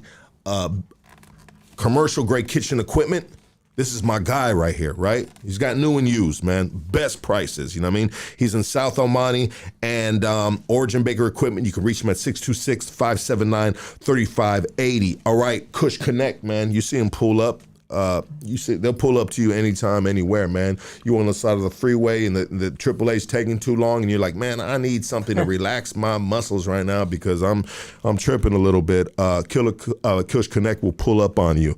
You know what I mean? They are a delivery service. Yes, sir, delivery service. And when you call this number, 747-213-0704, and you tell them that Hoodstock sent you, they're going to put a bunch of goodies on top of it, man. And these are my op-eds right here. These are my dogs. This dude is an amazing dude. He's a sweet dude. He's a kind dude. He's a great dude. I mean, I love the dude, man. Shout out to the owner of Kush Connect, man. Once again, that's 747-213-0704. Hey, you guys ready to raise up out that apartment and get yourself a crib? This is my guy right here, Andrew, man. And you may not know where you stand in regards to, credit, this, that, and the other. Well, if you call this number, for free, he will tell you, where you stand in regards to buying a house. And his number is 626-825-6565. Hey, tax season's coming, and you know what that means. It's time to get a nice gold chain, man. It's time to get a nice gold chain. And what better person to get at other than D-Leo the jeweler, all right? Let me just tell you about the boy. I've known him since he's 5 years old. He does custom jewelry. He's done all the Hoodstock shit. The dude is badass. He's an honest person. He lives in a loft in the jewelry district, and that's what he lives and breathes. He's gonna be that dude one day. You know what I mean? The Ben Baller, that one Asian dude that does all the grills and shit in Texas. What's homie's name? This is gonna be our guy right here in LA, I promise you. And you can find him at 323-899-0001. Okay, you ready for a man's best friend? And I'm not talking about the Fifi either. I'm talking about Rottweiler. You want a Rottweiler? A badass Rottweiler? Like me and Chito? I'm getting my dog in a couple weeks. Chito already got his dog. If you'd like to join or get yourself a beautiful pup, man. The best line of Rottweilers in the United States is Rottweiler Mafia. You can call 424-666-9929. You need a criminal defense attorney, look no further. Doug Sherrod is our guy. We have him on retainer. Yes, we have a criminal defense attorney on retainer. Don't play with it. You know what I mean? We've been in this game too long to not, that would be lacking, right? That would be lacking 100%. And you can reach Doug Sherrod at KingKongLawyer.com, everybody. KingKongLawyer.com. And welcome Casey back from Hawaii, baby. Casey, I was thinking about it, and I don't want to. I know Big Dog's got to get to work early in the morning, so I don't want to keep him. We'll chop it up some more. But let's me and you jump on a live tomorrow right here and talk about your trip. How Let's about that? do it. Yeah, Tomorrow, and we could see some Trump inauguration footage too. Yeah, yeah. Where'd you go? I went to Hawaii. I went to Oahu, Hawaii. Oh, I went to Oahu and Maui. Yeah, when did you go? Oh, like 87. Oh, okay.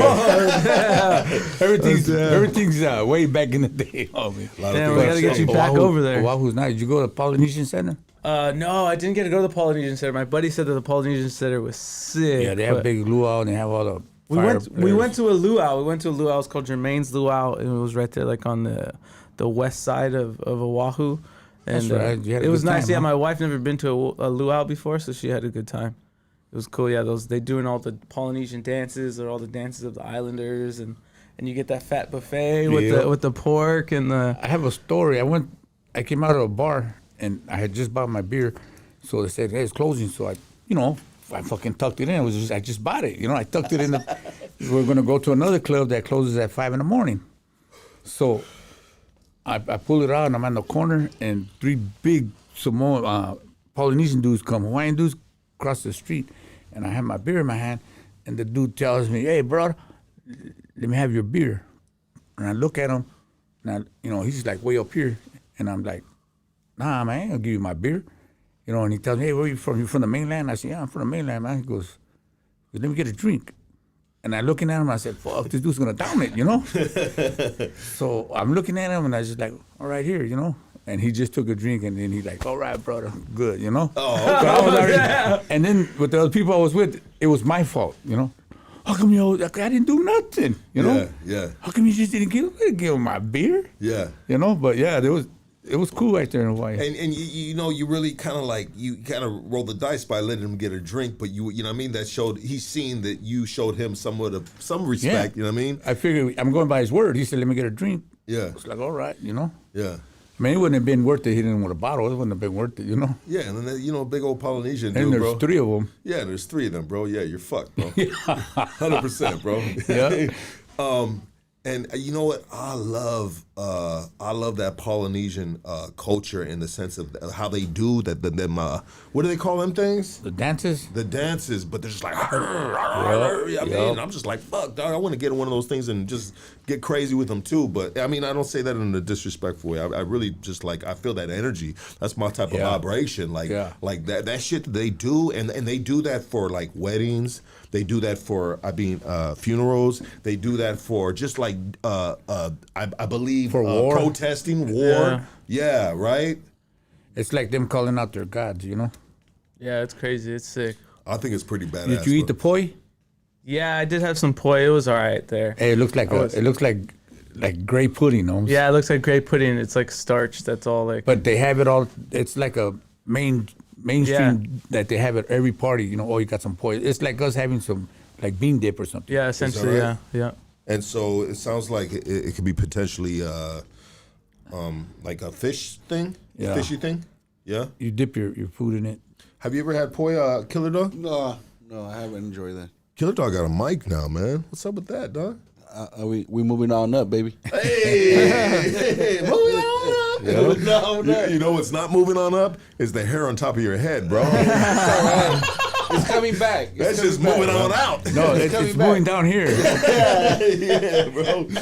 Man, we got to get a Killer Dog cam, man. Just to, you know what? Or maybe we'll keep him the ghost guy. You know what I mean? Because you know what? I fuck up sometimes by putting camera on some of these guys, bro.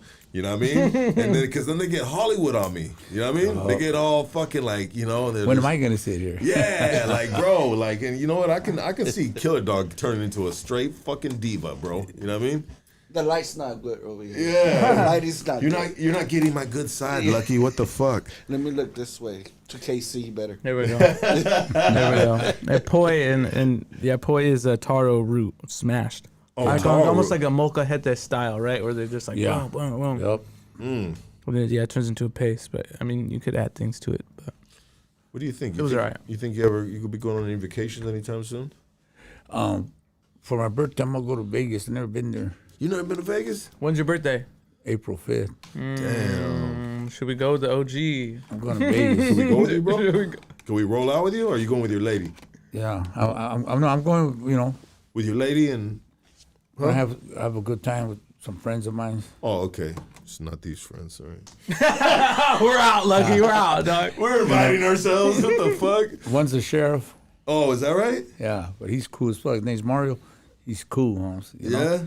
Yeah. I met him. We started talking. We kick it like in his garage, watch the games and stuff. Okay. And then one day he had his uniform hanging there, and we're right there. You didn't know at first? Yeah, they told me, but he was cool. He grew up in Pomona.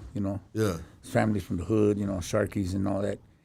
So I see the uniform, and I went, ah! And then he turned and looked at me. I said, oh, Spencer. I said, Trigger. It was a trigger. And he started laughing, But yeah, he's cool. Yeah.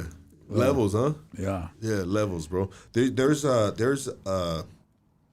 since you bring it up, there is I'm not gonna say which cousin, but one of my cousins grew up with this one Asian dude in Alhambra, and they went to elementary school. You know what I mean? And I've known the dude forever. You know what I mean? Because he's my cousin, right? You know what I mean?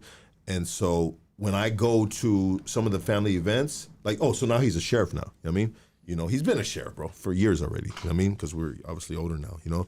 But I always see him since I've been out, I always see him at the family functions and stuff, man. Cool as fuck, him and his wife, bro. You know what I mean? Yeah. You know? Like I had a celly, he was a youngster, and I would tell the CEO, hey, you know, can you give me this, please? Hey, thank you. And he'd be like, oh, man, why you fucking tell him thank you? And please, you know, fuck that dude. And I tell him, like, hey, homie, it's just his job, you know? He's just a man just like us. He's doing his 8 hours. And sometimes it depends on how they do their job, right? Yeah. You know, this Huda was cool. And then he needed something. And he asked me, hey, can you tell us? I said, you ask him. Yeah. And he told me, hey, can you give me this, please? You know, and the CEO went out of his way, went in the office, got some paperwork, came back, and he told him thank you. And then I told the youngster, see, was that so hard, you know? Yeah. And he's just like, wow, yeah, you know. Well, you know, let's be honest, bro. In the penitentiary, there's some COs, bro. That fucking that you straight know, dicks on. They're dicks, no. But I wasn't gonna say that. I was gonna say that they I mean they love us in a sense. You know what I mean? Some of them really fuck with us. Like I've had some. There was this one particular CO. I won't say what penitentiary, but he fucked with me and the homies, my group of homies, you know. And even when I went to the oil, bro, because the oil the block for the oil was on that yard, you know what I mean? And bam, sure enough, dude kicks my door, you know what I mean? And turn around and he's fucking sliding me some shit underneath the door. You feel what I'm saying? Like bro, you know what I mean? Shit, homie, you know. When I was in I was in another joint too. There was a CO and his family were addicts and all that. And he knows I was doing my thing, you know. Yeah. He recognized it, and you know he. Like, hey, man, you know, they were cool with me, you know. Some of them are cool because they understand, you know, hey, you know, they could get cracked, you know, because, you know, Calipat was known for cracking COs. Okay, yeah. You know, they ran in the program office, what was it, I think the Rolling 20s. Okay, yeah. They ran in there. And, I heard about that too, bro. Yeah, they lit up gang of like 4 or 5, you know, like a lieutenant, sergeant. Yeah, I heard that story when I was there, dog. Yeah, so, you know, Calipat was known for cracking COs, you know. Yeah. And, it just happens, you know. Some of them just don't act right, you know, and they try to look at us as subpar, in other words. And they want to look down on us, talk down to us, you know. And we have a high level of respect, you know, camaradas, you know. Yeah. You don't do this, you don't do that, you know. Excuse me, spend time, you know. Give each man his respect. But sometimes, you know, these CEOs, they don't deserve it, you know. They don't earn it. You know, because I had a camarada that was a sheriff. He worked at the LA County, and they used to tell him, humiliate them, make them feel little, you know, so they could be like power. You know, like remember back in the day, they used to whip our ass, remember? Yeah, flashlight therapy. Yeah, man. flashlight therapy, you know, and he became a Christian, and he said, I couldn't do this no more, you know, and he left being a sheriff. Okay.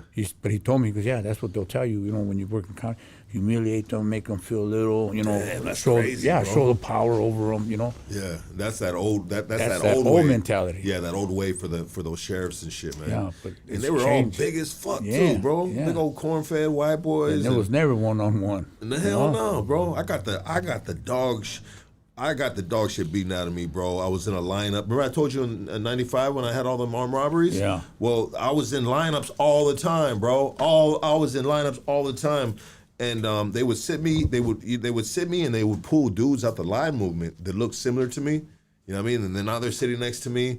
And you know, it's all homies, dog. Yeah. And so this one time, it always happened, bro. We'd be in the lineup and it would just someone would go like that, and then everyone would start fall out laughing, bro. Because the deputy would be like, "You shut the fuck up and be serious and this and that." You know what I mean? Yeah. And we're talking shit, laughing and stuff, and we so the lineup we wouldn't stop laughing. So there's the whoever's on the other side, the victims, the DA, I don't know, officers, whoever's on the other side of that window, bro. Think about it, bro. On this particular day in the lineup, bro, they're there, and everybody's laughing. They got a bunch of goofball ass gang members, bro. They can't keep a straight face, bro. Yeah. And so he made me the corporate of it because I kept on making remarks to make these dudes laugh, you know. And they beat the fucking shit out of me, bro. When they let all them dudes back in the line movement, and since it was my line movement and I was being a dick, talking shit, oh man, he banked me off that concrete wall where they got them little bops. You know how the LA County is, bro? Yep. They got them little you just walk in, everything's concrete, still fucking bop, you know, and man, they fucked me up. Yeah, man. Yeah, they did me like that in the elevator. Is that right? You know, they put you in a service elevator, Yeah. and you go from like one floor to the next, and then they'll let you off. And yeah, they fucked me up. But you know, it's like, all right, you know, you can't do nothing about it. You're cuffed up and everything, you know. And they're talking shit, kicking you, hitting you with the flashlight. Like, remember that riot we were in that we were talking about earlier? Yeah. So when they had pulled me with those fucking white boys, those skinheads, bro, you know what I mean? They pulled me with them, and so when they put us on the other side of the fence, they hogtied us. You remember they were hogtying us? Yep. You know, they were hogtying us, and you know, like I'm telling you guys, like when I mean hogtied, they have these zip ties. oh man, they stick into your skin. Yeah, they so they zip tie. They're like zip tie handcuffs. So they zip tie the handcuffs, and then they zip tie your feet, and then they zip tie both of them together. So now you're fucking like you're in a fucking. Bro, you're in a horrible position, bro. And then they get mad at you if you try to lean to the side. They want you to stay on your stomach, bro. You know what I mean? I'm dead fucking serious. These guys are fucking assholes, man. These sheriffs back then were assholes. Like, they don't want you laying on your side, because when you lay on your side and you're hogtied, you're comfortable. You know what I mean? You know, and they know you're comfortable. You know what I mean? So they want you to be in that fucking horrible position. And then when they move you, I'm dead serious. These dudes will just pick you up like a suitcase. Yeah. They pick you up like a suitcase. That's how you move someone and that's when hogtied. the motherfuckers dig deep into your wrists and everything. Yeah, that's how they pick you up. So I'm like, fuck, man, they're moving me with these dudes, and I wasn't even talking shit to the hooders the way these fools were, bro. You know what I mean? You know, I think I knew better, and you know what I mean? That's just not something the homies did. Yeah. You know, but these white boys, I mean, they doing their own thing, and they wilding out. They're like, hey, man, they're saying horrible things to the black dudes, you know, hard R's, you know what I mean? Eating the food, you know what I mean? Talking shit. These dudes were off the fucking hook, man. And so when they pulled me out and they hogtied me and they're moving us, then one of the deputies came and said, nah, not him, just these guys right here. And I was like, thank you, Jesus. Yeah. They put me back in the dorm, bro. Because them dudes were going to hell, bro. Yep, they're gonna catch the blues. Bro, them dudes were going to hell. They were going to get, bro, they won't catch the blues. Yeah, they were. You know, and I can't be like, hey, man, you know what I mean? I'm not even, you know, I'm not with these guys. You know what I mean? I wasn't using I wasn't saying the hard R words to the brothers, and I wasn't talking about these deputies' moms and stuff, you know? Yeah. Bro, those dudes, they probably got the ass whooping of their life, huh? Hell yeah, they did. Yeah. Downstairs. Well, in the oil. Yeah, 100%. I mean, it was just always open, bro. Like, of course, sometimes, like, when I got that, when they bounced me off the walls, I'm in a closed room, so they went to town, bro. You know, because there's nobody to see. Right. But even back then, even the hallway, they fucking just like a little punch in your motherfucking side, bro. Face the wall. Motherfucker, you think you motherfucker tell you can face the wall. Don't turn, you know what I mean? Yeah. You know, put your forehead against the wall. You know, you motherfuckers. Yep. Now you can't even do that.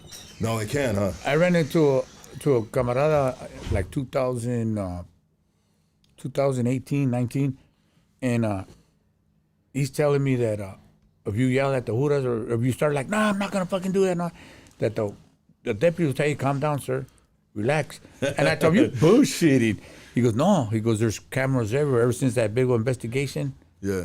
When they busted Sheriff Baca. Yeah. So that dude went to prison, yeah, right? he tried to come out on COVID. They said, hell no, you stay in there. Keep your old ass in there. And they said they put cameras everywhere, so now they can't do that. Because I guess everybody when they started to talk about it and investigate, they would tell them, like, hey, there's blind spots. They put you there. Like you said, you know, put you over here. Yeah. Nobody can see. Put you in the elevator. So they put cameras everywhere. And now the deputies that are there now, they're more like, hey, skirt, you know, relax, you know, calm down. Yeah. But I thought the homie was bullshitting, you know. I was like, hell no. I heard the same shit too, bro. Hey, what do you think about, like, and it's up to you if you want to even comment on it, but what do you think about a lot of the youngsters, man? They're kind of like, you know, they're almost coming across like they're black now. You know what I mean? How do you feel about that? Yeah, that's funny you said that. I had a celly, excuse me, he's on the yard. He's all, hey, homie, expensa, camarada, you know, it's all homie. And he goes in the cell and he's on the phone with his homies, and I could have swore I had a negro up on the top. Hey, my nigga. And I get up and I tell him, hey, homie, why when you're in here you talk all like a black, and when you're in the yard you talk like, you know, with the homies? Oh, that's just the way we talk. Yeah. I was like, that, man. Yeah, it doesn't go well. So with me. you've experienced that on the yard then already? Yeah, excuse me. Yeah, Yeah. because how long you been out for? 3 years. 3 years from a life sentence. Yeah, so you've actually experienced that. You've experienced a lot of that. Yeah, and it's just And getting. it's like you said, it's like a new generation, a whole new different type of language, you know?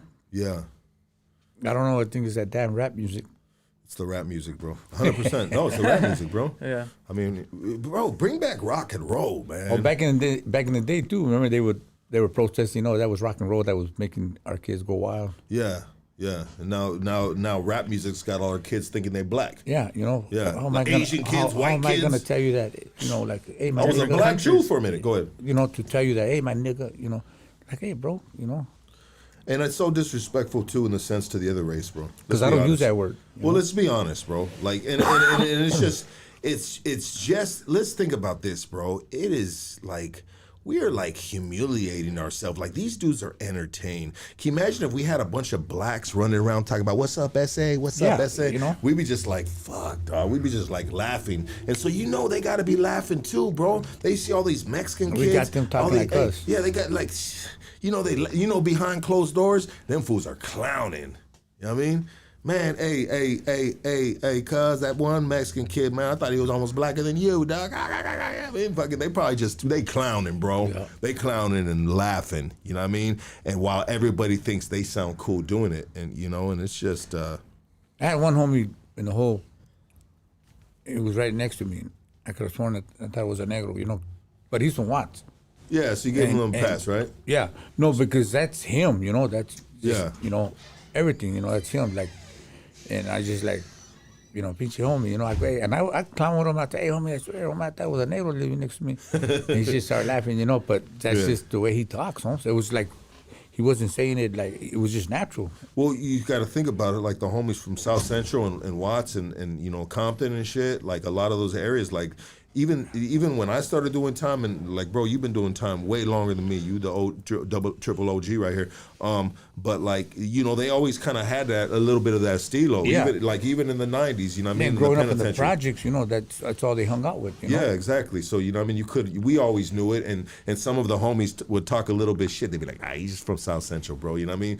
Because it was so much like frowned upon in a sense Yeah. back then. But now it's just like I trip out and almost feel bad for like the OGs, like say like yourself, or individuals that are still doing the time, and they're stuck with all these freaking characters, these new characters, bro. That have it's like these new gremlins, bro. Remember when they ate the chicken, bro, and they started having babies? They said you can't give them the chicken. Remember the gremlins? Yep. And there's a bunch of like anybody. Yeah, you know what I'm gonna say.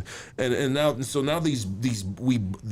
streets have birthed these guys. You know what I mean? And don't get it twisted. I'm not trying to talk shit, bro, because these guys will fucking get your ass. You know what I mean? Yeah. Let's be honest. You know what I mean? But in the sense of just the whole stilo, and it's the rap music did it, bro. Rap music did it. And one thing that don't like is like when they sag. Yeah. Because there was a couple when I was in Calpad, there was a couple homies, and they'd go up to me, hey, homie, pick your pants up, Yeah. You ain't in your hood, because they're, one's from Long Beach, and they told me, hey, homie, you ain't in your hood, don't pick your pants up, Yeah. because they want to, sag. That's like, come on now, I mean, it's kind of like what a Crip or a Blood does. Yeah. And if you're a homie, it's not really. It's not what you do, So Yeah. I've been in certain different joints where we had to go and tell a homie, hey, don't pick up your pants, Yeah. because you're not sagging here, Or we'll tell their homies, hey, I want to tell your homie to pick up his pants, Yeah, and it's kind of up to the OGs but after a while, I'd say, and it's probably like a losing battle almost, because there's just, so many youngsters, Yeah. and this is kind of like what you have to deal with. This is the cards that are dealt. And then you, as an older homie or an individual, that's doing time, you just like, hey, man, it's 2024, man. It's their generation. It's their generation, and this is what they're doing. And usually, these are the guys that are putting in the work, right? Yeah. So it just is what it is, right? Yeah, it's a like a changing of the guard. Yeah. It's their time. This is the way it is. This is how the times are now, and that's what's coming into the joint. But like you said, they put in work. Yeah, they put in mad work, Yeah, bro. they put in work. Yeah. They're just that's just the way they're growing up, you know. But think about the work that they have to put in now compared to the work they used to put in back in the day. Yeah. Like it's a different type of work now, right? Yeah. Because it's a you know, like it was a lot more. Hey, bro, I'm gonna be that guy and I'm gonna say it, bro. The work that maybe some people, I mean, still certain work is work and it's the same work. Let's not get it twisted. Let's not downplay putting in work. But it was so I don't know, bro. I just say back in the day it was just so more. I was in a situation when I was talking to a camarada, and he was like, "Oh, you know, we're talking about that, you know, putting in work and all that." And I told him, I go, "Hey, when I put in work in the '80s, that was for the Sud." I go, when I was in Tracy Gladiator School, we fought for that prison. You know, we locked up all the Northerners, and I go, it was for the Sud, and that's when I was putting in work for the Sud. I go, I got Sud on me. I go, but I had a buster to put that on. I couldn't just put it on me because I lived down south, you know, because I live in L.A. or something. Yeah. I had to put it in work. And I was telling the homie, I go, look, you know, I go, nowadays you guys, I go, I was blasting Northerners and I was blasting enemies, and I go, I wasn't blasting a camarada because he owed $100, you know. I wasn't blasting a homie because, you know, he did this or that. I go, I was blasting Northerners and all that. I blasted a couple homies, but it was because they, you know, they messed up, you know. Yeah. And it was called from upstairs, you know, hey, handle this dude, you know. So, but just to blast a camarada, you know, because he owed 50, you know, and it's not my money he's owing, you know. Like, you're slinging and you're like, hey, Hector, blast this homie because he owes me, he didn't pay me. No, I would tell them, you blast him, you know, it's your money, you know. It's your money, yeah. And then a couple guys would try to say, like, oh, it's hot money. Yeah. Don't say it's hot because next you're gonna be the next one in line, you know. That's funny, bro. because, but it's actually it's so true, man. Yeah, you know. So, Now, sometimes people, they're the words that they choose to use to try to put you in a position of basically you doing their dirty work, yeah, bro. yeah, you know what I mean. And I was like, nah, you know. It's like, bro, I didn't get not one chili bean burrito from that shit, homie. You know? Exactly. Yeah, you know. So it's a whole different, like putting in work, like you said, you know. Yeah. I mean, I don't know, bro. I want everybody, you know, and I know we're talking about the dark side of life, you know what I mean? Yeah. I want everybody to live your best life. And I'm glad that, you know what? There's still things that happen that are just Beyond our control. It's beyond control. It's absolutely, it's bad. It's not good for anyone at the end of the day. You got one dude that's now got a case and you got another dude that's potentially lost his life. Like, it's not good for anybody. But you know what? You know, I'm just, you know, I'm a fly on the wall in life, you know what I mean? And, you know, I just have control over this little table right here and that's it, you know what I mean? But it is what it is, bro. But you guys gotta just, you know, live your best life, man. You guys raise up, man, and make good decisions. And good decisions come with a great reward. Exactly. And that's what I'm reaping right now, are the rewards of living good and making the right decisions. You know what I mean? Let's go, dog. One thing you said on your last interview was the most valuable thing we have is our freedom. Yeah. You know, and I'm getting it now, you know, like I realize, like, fuck, man, this is what it is, you know.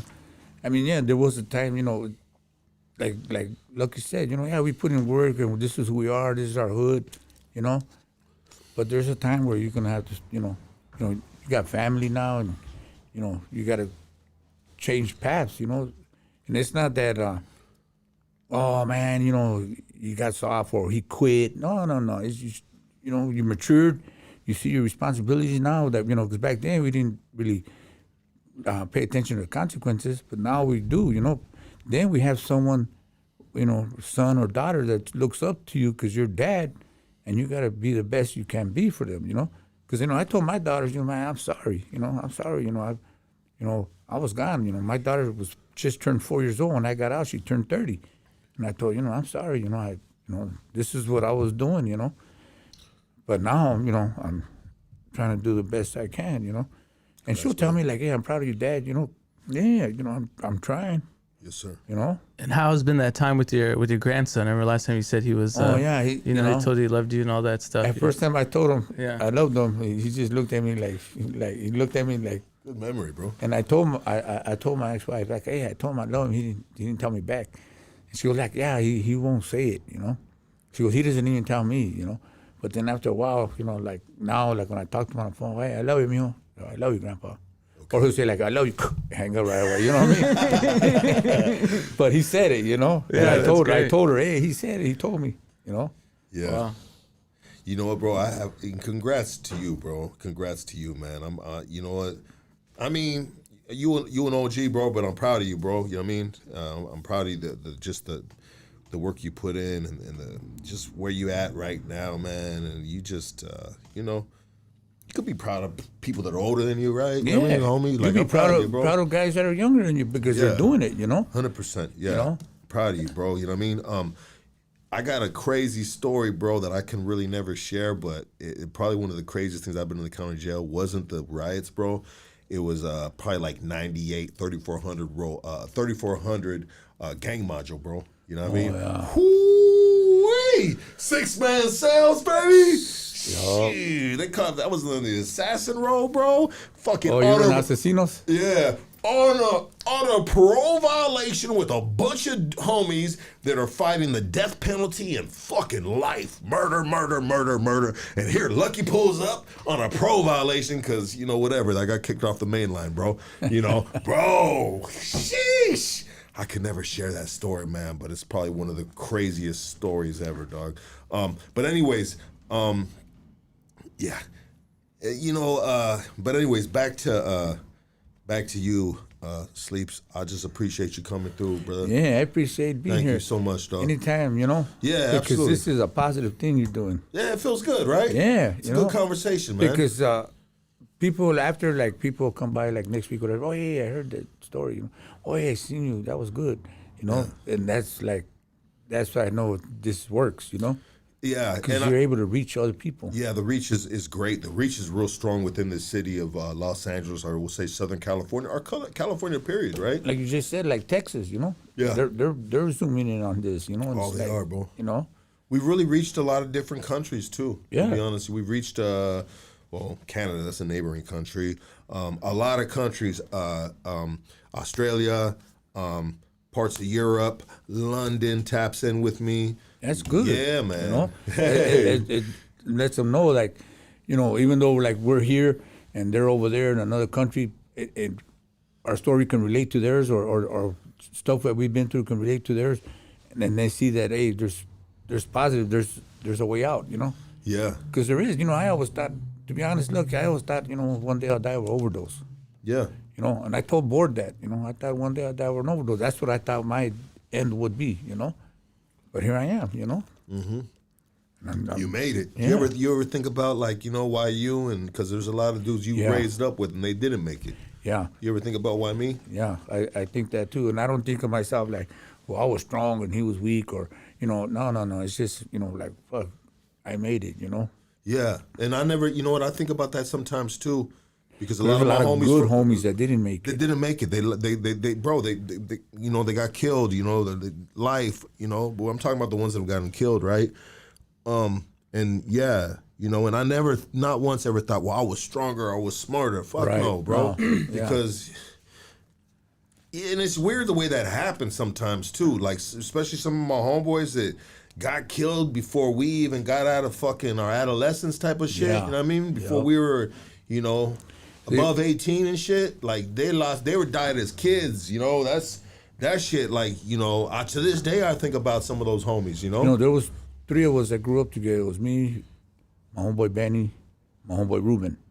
All 3 of us always together, homes, since like 3rd grade, every day together. And they always used to say, you know, like the other people would say, like, oh, from them 3, you know, they always say, like, I'd be the first to die. Because I was always the one, let's do this, hey, let's handle it, hey, let's go here. You know, I was the one that always, let's do this, you know, Ruben, you drive, you know. Yeah. And I was always handle business, you know, let's do this, you know, for the hood or whatever the case may be. So they always said Hector would probably be the first one killed, you know. Yeah. But it just happened that my homeboy Benny died. You know, he was wrong place, wrong time, you know, and he got hit. You know, so it's like that, you know, like, why he go, not me, you know, now, you know, like when you see homies that do a gang of this madre and they're still alive, you know. Got hit by a car, got shot 4 times, got this, and he's still alive. And then you got homies that are doing good, and they get killed, you know. So that happens. it's really strange way how that happens. You know what I mean? And that's boggled my mind a million times where I've just rolled that over in my head and just been like, damn, like, you know, who chooses? You know what I mean? Do you believe in God? Yeah. Yeah. I'm a believer. You know, I think I used to pray to him and tell him to take me out to the lion's den, which was the prison, right? Like, take me out of this bondage, you know, being in prison, you know, and because I would stand at my door, homie, and look out the door window, and see the tira, you know, the day room and the tier, and I would say to myself, "Fuck, is this me the rest of my life?" I mean, I already had like 20 years in, but I would still think that, like, fuck, this is the view I have, you know, Damn. to the day I die, you know. That's a cold reality right Yeah, there. Huh? you know, and I got out. Damn. You know? So you know, I believe in the Lord, and I believe He's the one that got me out. You know, He's the one that straightened me out, and like you said, He's the one that He let me go through all this that I've been through, and come out the end. Yeah. So I can now start doing what I'm doing now. You know, being positive, trying to be someone that could say, "Well, he did it, I could do it." So you feel like you have to pay it forward, Yeah, exactly. and you're paying it forward. Yeah, like you're paying it for doing this. 100%. You know, because Yeah. I know there's homies that be like, "Fuck, I remember homie Lucky used to do this and do that, all this madre, and look at him now." Yeah, for sure. You know, Yeah, and you know, there's probably some that say, "Why him and not me?" 100%. But it's because you're doing it. You know, you Well, made the you know what I decision mean? to do it. Yeah, 100. Yeah, I made the decision to do it. You know what? Do you ever know the triple OG Bootsy from Hazard? Bootsy? Bootsy from Hazard? No. Okay, he was in that. He's passed now, bro. But anyways, he was around, but way back in those days. You know what I mean? Yeah. Yeah, he was a trip, man. Yeah, you know, and some make it and some don't. It's just you were destined. You know, like you were destined to do this. You know. Yeah, man. This is what, well, like- you know what? I always wondered, bro. I always wondered, like, well, fuck. I'm supposed to do something great or something good, you know? And this is it. think You this got is the it. voice, Holmes. I like your voice. You got that fucking got the DJ voice too, bro. You got like that the Wolfman voice. Remember the old DJ Wolfman? Hey, know? and I've told you that about your voice too, because you got a real serious deep voice. And I swear on God, man, and I ain't got to put it on God, but anyways, I'm this serious, and I think I've told you about this before, but we're gonna do a movie, and you're gonna be in the movie, you know, and you're gonna be one of the serious dudes in them. Can you see him and hear him, bro? Easy, right, Easy. bro? This dude's got to be a superstar right now, Even man. like, damn, yeah. Straight up, like he's got the look, he's got the voice, and obviously he's got the background. You know what I mean? So that makes it even more crazier. Exactly, the voice. You learn some Godfather shit. No, he got like exactly. that Godfather voice, bro. Does anyone ever tell you that, or is it just No, me? We only hear you for the movie, and then we They'll tell see me you at the sometimes, end. Mad, and- like if you're mad, no, I'm not mad. You know, They would ask you if you're mad. You sound mad. No, I'm not mad. You Yeah, know? and they still don't believe you because right now I don't believe you, bro. But I like when he does the sponsors. yeah. I just sit here like, hell yeah, that's Yeah, cool. he does You know, good, he yeah. does them good. Yeah, he does. you feel you probably like, and that's probably why we got some cool sponsors, man. You know what I mean? Sometimes I'm sure it's not I like his voice. I'm gonna, they do it because they like who we have on here and what we represent, Yeah. And then if you got a little, yeah, man. But I appreciate that. Because the brother. sponsor is only going to sponsor you because they see that you're doing a good thing. Yeah, And that's why they, because they're putting their name out there. we got the Shaka, bro. It's a good sponsor. Yeah, though. that's a good And sponsor. don't forget to get whatever you want on there, bro. Just Yeah. get the nicest jacket on there, bro. I'd say get a jacket, bro, because Yeah, it's cold season. yeah. Get yourself a It's nice getting fucking cold. jacket, bro. Fuck. You know what I mean? And I got you, bro. It's like $100 jacket, whatever the fuck it costs, dog. You know what I mean? And they see that, so they're like, yeah, you know what, let me put my name to this, let me sponsor this dude. Yeah. Because he's doing it right, Yeah. And you are, bro. Well, even when I fuck up, you know what I mean? I fuck up and I make sure I fuck up right. You know what I mean? So they're like, well, shit, yeah, he fucked 'cause up, but he did it right. Or he did it wrong, but he backed it up right. Or, I don't know, bro. But you only show that, hey, you're just human, Yeah, no, I'm just You know fucking what I around, mean? bro. Yeah, that's true. Fucking up right. Yeah, he up fucked right. up, but he did it the right way. Yeah, he did it good. He went out with a bang. No, it was funny. I don't know, bro. Sleepy, Hey, but it's 2025. You Yeah. know, new year. What are your goals? What are your goals? I mean, you're still in college, right? No, I graduated. Oh, in June. okay. And what's the goal after college? Well, I'm going to be a drug and alcohol counselor. And they keep telling me, hey, the director where I work, he's saying like, come on over, start counseling. But I like what I'm doing right now as a monitor at the mission, because that's where all the guys are at. That's where they start. They sleep there and everything, and I'm able to get at them more. To be a counselor, I'll see them, like an hour and a half, 2 hours, a day, maybe a whole week. I'll see them maybe like 6 hours for the whole week. But what I'm doing right now, working in the mission, I'm there with them 8 hours continue, fully. And I'm able to see them, see their personality, how they react. So I'm able to help them, like, look, man, there's a couple of guys I put to the side. Look, you ever need to talk? Because a couple of them came up to me and talked. Hey, man, let out what they're feeling. And I tell them I'm here for you, I'll go, if you ever want to talk, and I'll try to give them direction. I'll point them to the right, person. We have the resources. So that's what I'm trying to do is just, Wow, that's love right there. You're really doing it for the betterment of these individuals. Yeah. Because they just get there off the streets, and they're still, fragile in a way, mentally, physically. Yeah. And I'm there to tell them, like, stay here. This is you made the right choice so far from being here, because you got a bed, you got showers, you got meals. Just give it a try. And a lot of them stay. Some leave. But those are the ones that are not ready.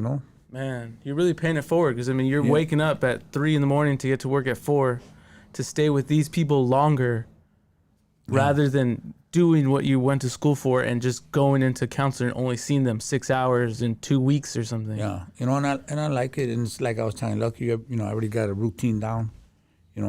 Get up, work here, go home, shower, knock out for 2 hours, then I go work over there. I already have that routine, and it's. It's messed up when we have to change our routine. Like Yeah, when we you have get a programs routine, to it and shit. Yeah, we have a set program. Yeah. Well, you know what? I was thinking about this, and Casey made me remember what I wanted to ask you, which I think is a good question. So that mission you work in downtown, that's like an institution, right? And you've been kind of institutionalized your life, right? But back, so just like in every institution you've been into, you have not been in the position that you are now in this institution. You know, and I know we talked a little bit about it, but I wanted to paint it like this, bro. It's an institution. It is. And so now you're on this side of the fence of the institution, man. That again, bro. Got to probably feel very empowering, bro. Because I get to go home now. Yes, you get to go home. I'm now. not staying there like and you in see the these joint. crazy motherfuckers are people that are going through it. They're in bad shape. Like once upon a time ago, used to be like. Now you're the one picking up your keys to your car, sir. You know what I mean? And you're leaving the fucking institution. Yeah. And so the tables have changed now. Yep. Because you have changed this right here. Yeah. And you fixed this right here, right? You know what I mean? Yeah. Yeah, you redirected the heart. The heart was already there, right? Yeah. And there's a lot of little things that like motivate me. Like I didn't want to be one that gets out and have everybody like, oh, look at him. He didn't change. He's still the same, I remember you said that too. It's like because you had such a bad fucking track record, bro. Yeah, so it's like, why am I gonna get out and do that? So I don't want to be that dude that they can say that about, Yeah. So that's one thing that motivates me. Do you have more to prove to yourself or to the people that have been around you? To myself. To yourself, okay. That I can do it, that I can be good. I can do good, Yeah. I could help. I could be like I could be like the solution and not the problem. Sheesh. You know what I mean? Like sir. you, like the way you're doing it, Yeah, that feels good too, huh, yeah, bro? it feels good. When someone comes up and say, hey, man, thank you for that. Hey, I appreciate that. Hey, I needed that conversation. Yeah. And that makes me feel like, yeah, you did that's that. right. I did that, You're kind of like a podcaster too, bro. You're podcasting without the camera and the mic, bro. Out there, yeah. Because you kind of doing what I'm doing right here, but you do it in like in a setting. In a setting that is your job. Yeah. That's fucking cool, bro. And then, most important is like I want my daughters or my grandson like to be proud of you? Yeah, I'd rather have them say, oh, that's my grandpa than to say, oh, yeah, I know him. You know, I'd rather have them say, "Oh, that's my grandpa," you know? To be proud of your Yeah, accomplishments. yeah.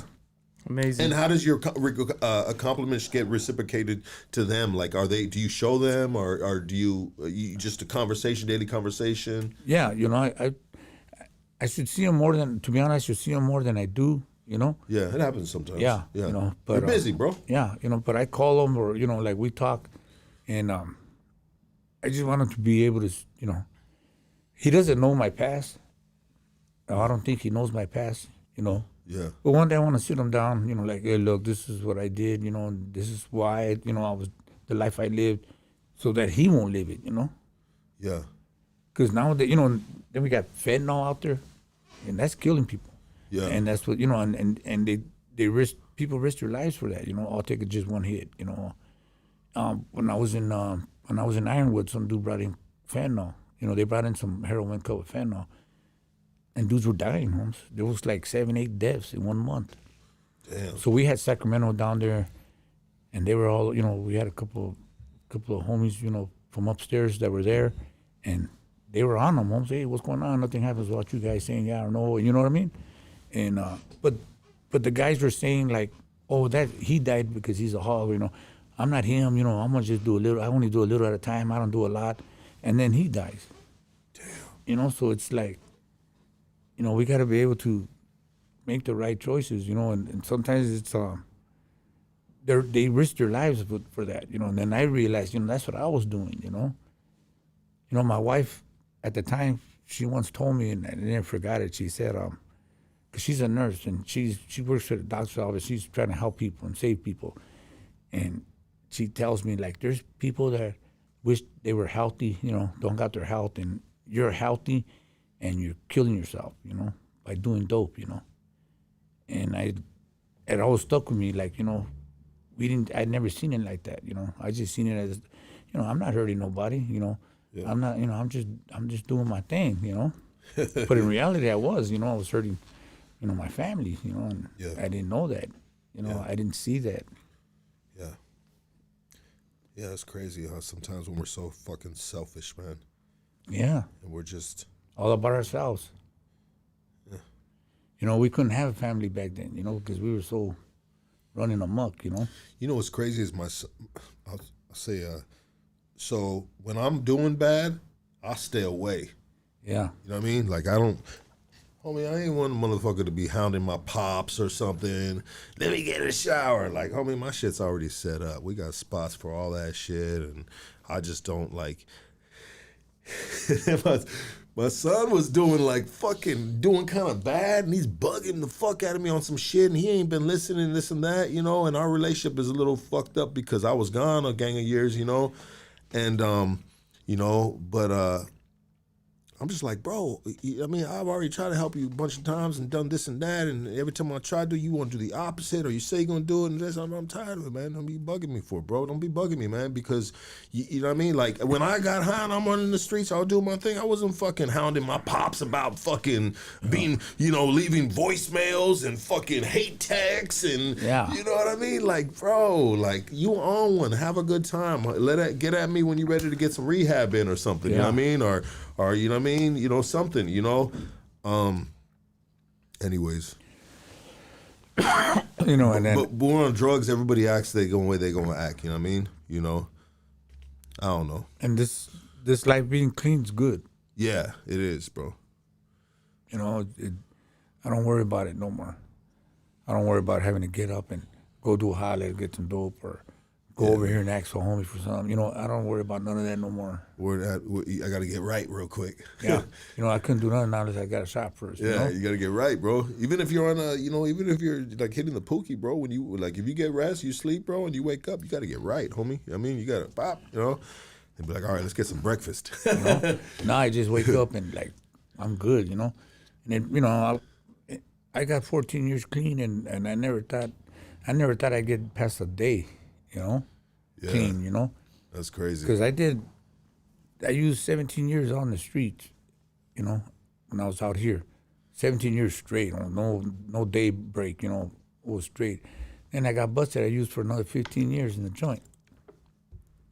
You know, so then I just, like, you know, that's it. No more. It's time to get right. Do you ever feel like, so I was making a joke today about, I was pushing my sober stuff, and I'm not even all crazy sober, bro. You know what I mean? I just haven't had a hangover in a long time, and that's a good thing, because when I'm drinking hard liquor or alcohol, you know what I mean? Anyways, it can lead to other things, and then it's just like recreational or whatever. Anyways, so me stopping drinking, but I do taste it. I taste it here and there, bro. Like, you know what I mean? I'll taste it lightly, but I haven't had a hangover in a couple months or so, But anyways, I was on my sober shit. Sorry about that, guys. I was on my sober stuff, and I was kind of like making, like, to me, I thought it was funny, bro. But I'm making videos about, fucking. I told him that I stopped by a fucking bar today, and I prayed for everybody in the bar. I said, I'm just a sober dude gonna take a nap. Bro, so I'm just like, in my head, I think this shit's funny, bro. And so I've been just like overplaying the card, but there's some people that are really taking it serious, and they're just like, hey, bro, you know what I mean? You've only been sober 1 month, bro, or something. You're just one of those people. And I'm just like, you fucking idiot. I think I'm being funny, or to me, I'm being funny to myself. But anyways, but it's fun to shame people now. So now that you're in this great part of your life, do you like, you fucking crackhead? What's wrong with you? You know what I mean? Or, you should probably be like that anyways, but I'm just saying, like, do you just like, do you, in your head, do you see someone and be like, man, this motherfucker's tore the fuck up? I guess that's a natural reaction, because if he's tore up, he's tore up. In my head, in my mind, I said to myself, like, man, look at this dude, or he's still doing this, or 50 years old, or whatever the case. But I'll say it to myself, because I learned not to tell them, because you did it first. Yeah, because it's like, why are you telling me you did it? Yeah. And it's it doesn't feel good to be like. An asshole? To tell you. To me, it does. Yeah. I like to do it, but I do it in a fun way, though. Yeah. But I'm still being an asshole. But to me, it feels good to me to be that guy right now. Yeah. Until I'm back on the other side, then I can't do it no more. It's like, I gotta enjoy it while I'm doing it. But go ahead, bro. Yeah, because when I was doing it, and they would tell me, I didn't like it, Oh, yeah, for sure. Yeah, but that's why you do it, though, because they're not gonna like it. You know what I mean? And you want to get a reaction out the whole situation, right? Yeah, so I'll ask them, like, why are you doing it? And, I'll ask them why, and what, and how, and then they start to, like, and then they, well, I don't know. They always do that. Well, I don't know. Yeah. I just do it. Yeah, dumb as fuck. Yeah, dumb as fuck. You know what? This is non-drug related, but I like shaming people that are fat. You know what I mean? Especially females. You know what I'm saying? No, females, bro. And because dudes don't give a fuck. You know what I mean? They're like, yeah, fucking, you know what I mean? Keeps your hyena warm at night, dog. You know what I mean? Start pulling out the titties and shit. Like, you can't get dudes. Dudes don't give a fuck about being fat. They may feel a little self-conscious, but anyways. So females will actually cry about it. Yeah. It's like, bitch, stop eating. Problem solved. Yeah. And it's just be sensitive. Mm-hmm. Like fat hyenas, you call a big girl a torta, you know what I mean? Some of them like, fuck yeah, like they wear, those type of homegirls, they own it, right? Yeah. And then there's some that are just like, fuck Lucky, he's such an asshole. And they got a fucking tear coming down, and it's not even a tear, it's fucking like, you know what I mean? It's like a, what is it? Would it be like some pudding? No, I don't know. Some gelatin. They start crying Jello.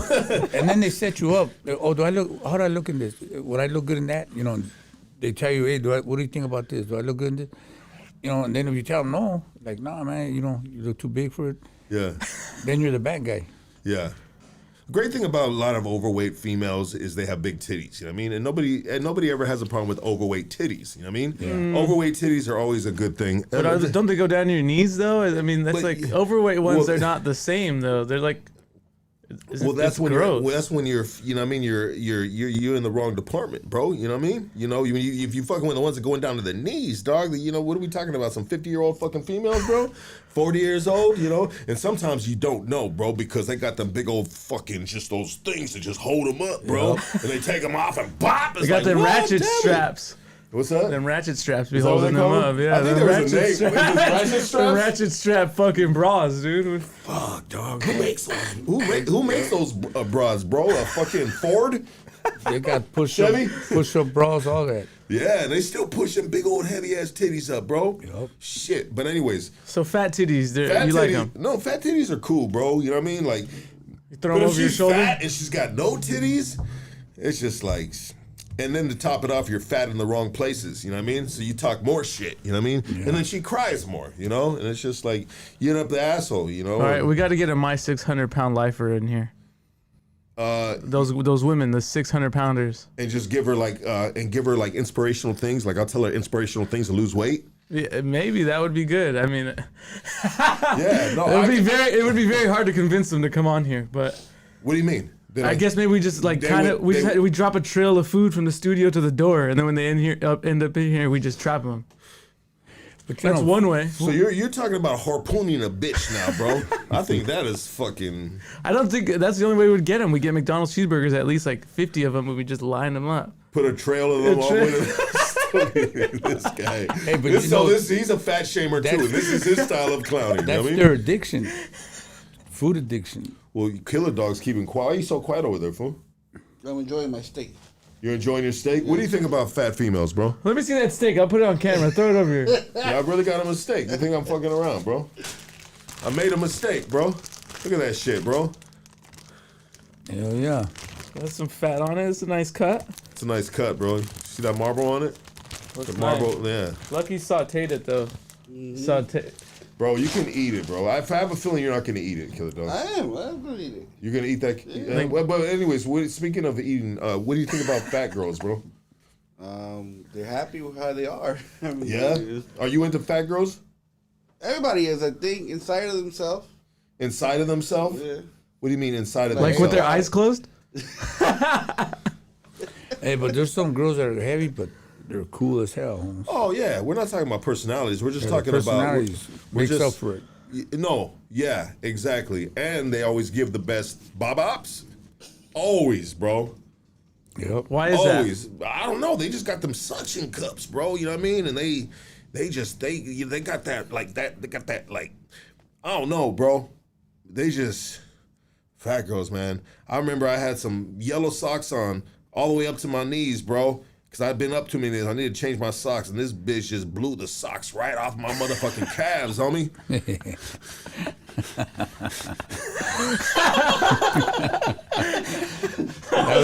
I swear to God, if you see Sleep's face right now, bro, that shit was class. He's like, He's like, yeah, no, I've been there, fool. I know what you're doing. I know what you're talking about. That's an all-nighter right there. Yeah, dude. Flashback right there. Boy, hey, did you see the look on his face? Oh, that expression was classic. I don't know if the camera caught that, man. He looked at me and he was like, yeah, fool. Been there and done that, homie. We ran same circles. We've been there and done that, homie. My dog. Hey, thank you, Sleeps, for pulling up, brother. My pleasure, It's been bro. fun, bro. Anytime. Thank you so much, dog. You got to get up early in the morning. And, man, we just want to respect your time, brother. And thank you so I much. got one shout out to my Absolutely. co-worker, Yeah. Stevie from Pacoima. Yes, sir. The co-worker of mine, he follows you. Shout out to that dude. Yeah. Yeah. He always shows me, hey, look at this video, look at this video. Hey, right here, real quick, Casey. Stevie from Pacoima, salute my G. Thank you so much for supporting this platform. Nothing but love and respect. And man, you're around great people, bro. So shit, enjoy the homie, man. Absolutely, good people, man. It's good. It's good to bring this conversation right here. Like, right? That's just it's just a testament to when you're around good people, man. It's easy, dog. It's easy. It's easy. You just kick back, chill out, just fucking chop it up, catch a vibration, man. And once again, everybody give it up for the OG Sleepy, man. Lincoln Heights, man. Let's go. Thank you, bro. Appreciate you, dog. We are out of here. We'll see you. Matter of fact, me and Casey are going to be on tomorrow, bro. Hit the, I don't know. We'll figure it out how we do it. Hit the bell. Hit the bell. Like, subscribe, hit the bell. We'll be on tomorrow. We don't know exactly what time, but it's definitely after 12. Yes, sir. Yep. All right. Let's hit the how we do it. Yeah. Appreciate you guys, man. We go.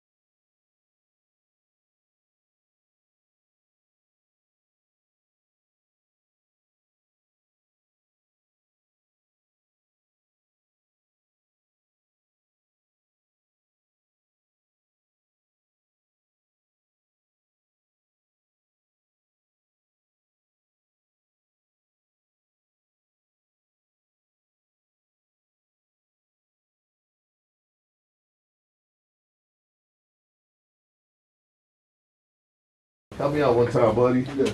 Man, you gonna eat that steak food? Don't lie, bro. Yeah. Oh, you got shit right now. Man. Come on, buddy.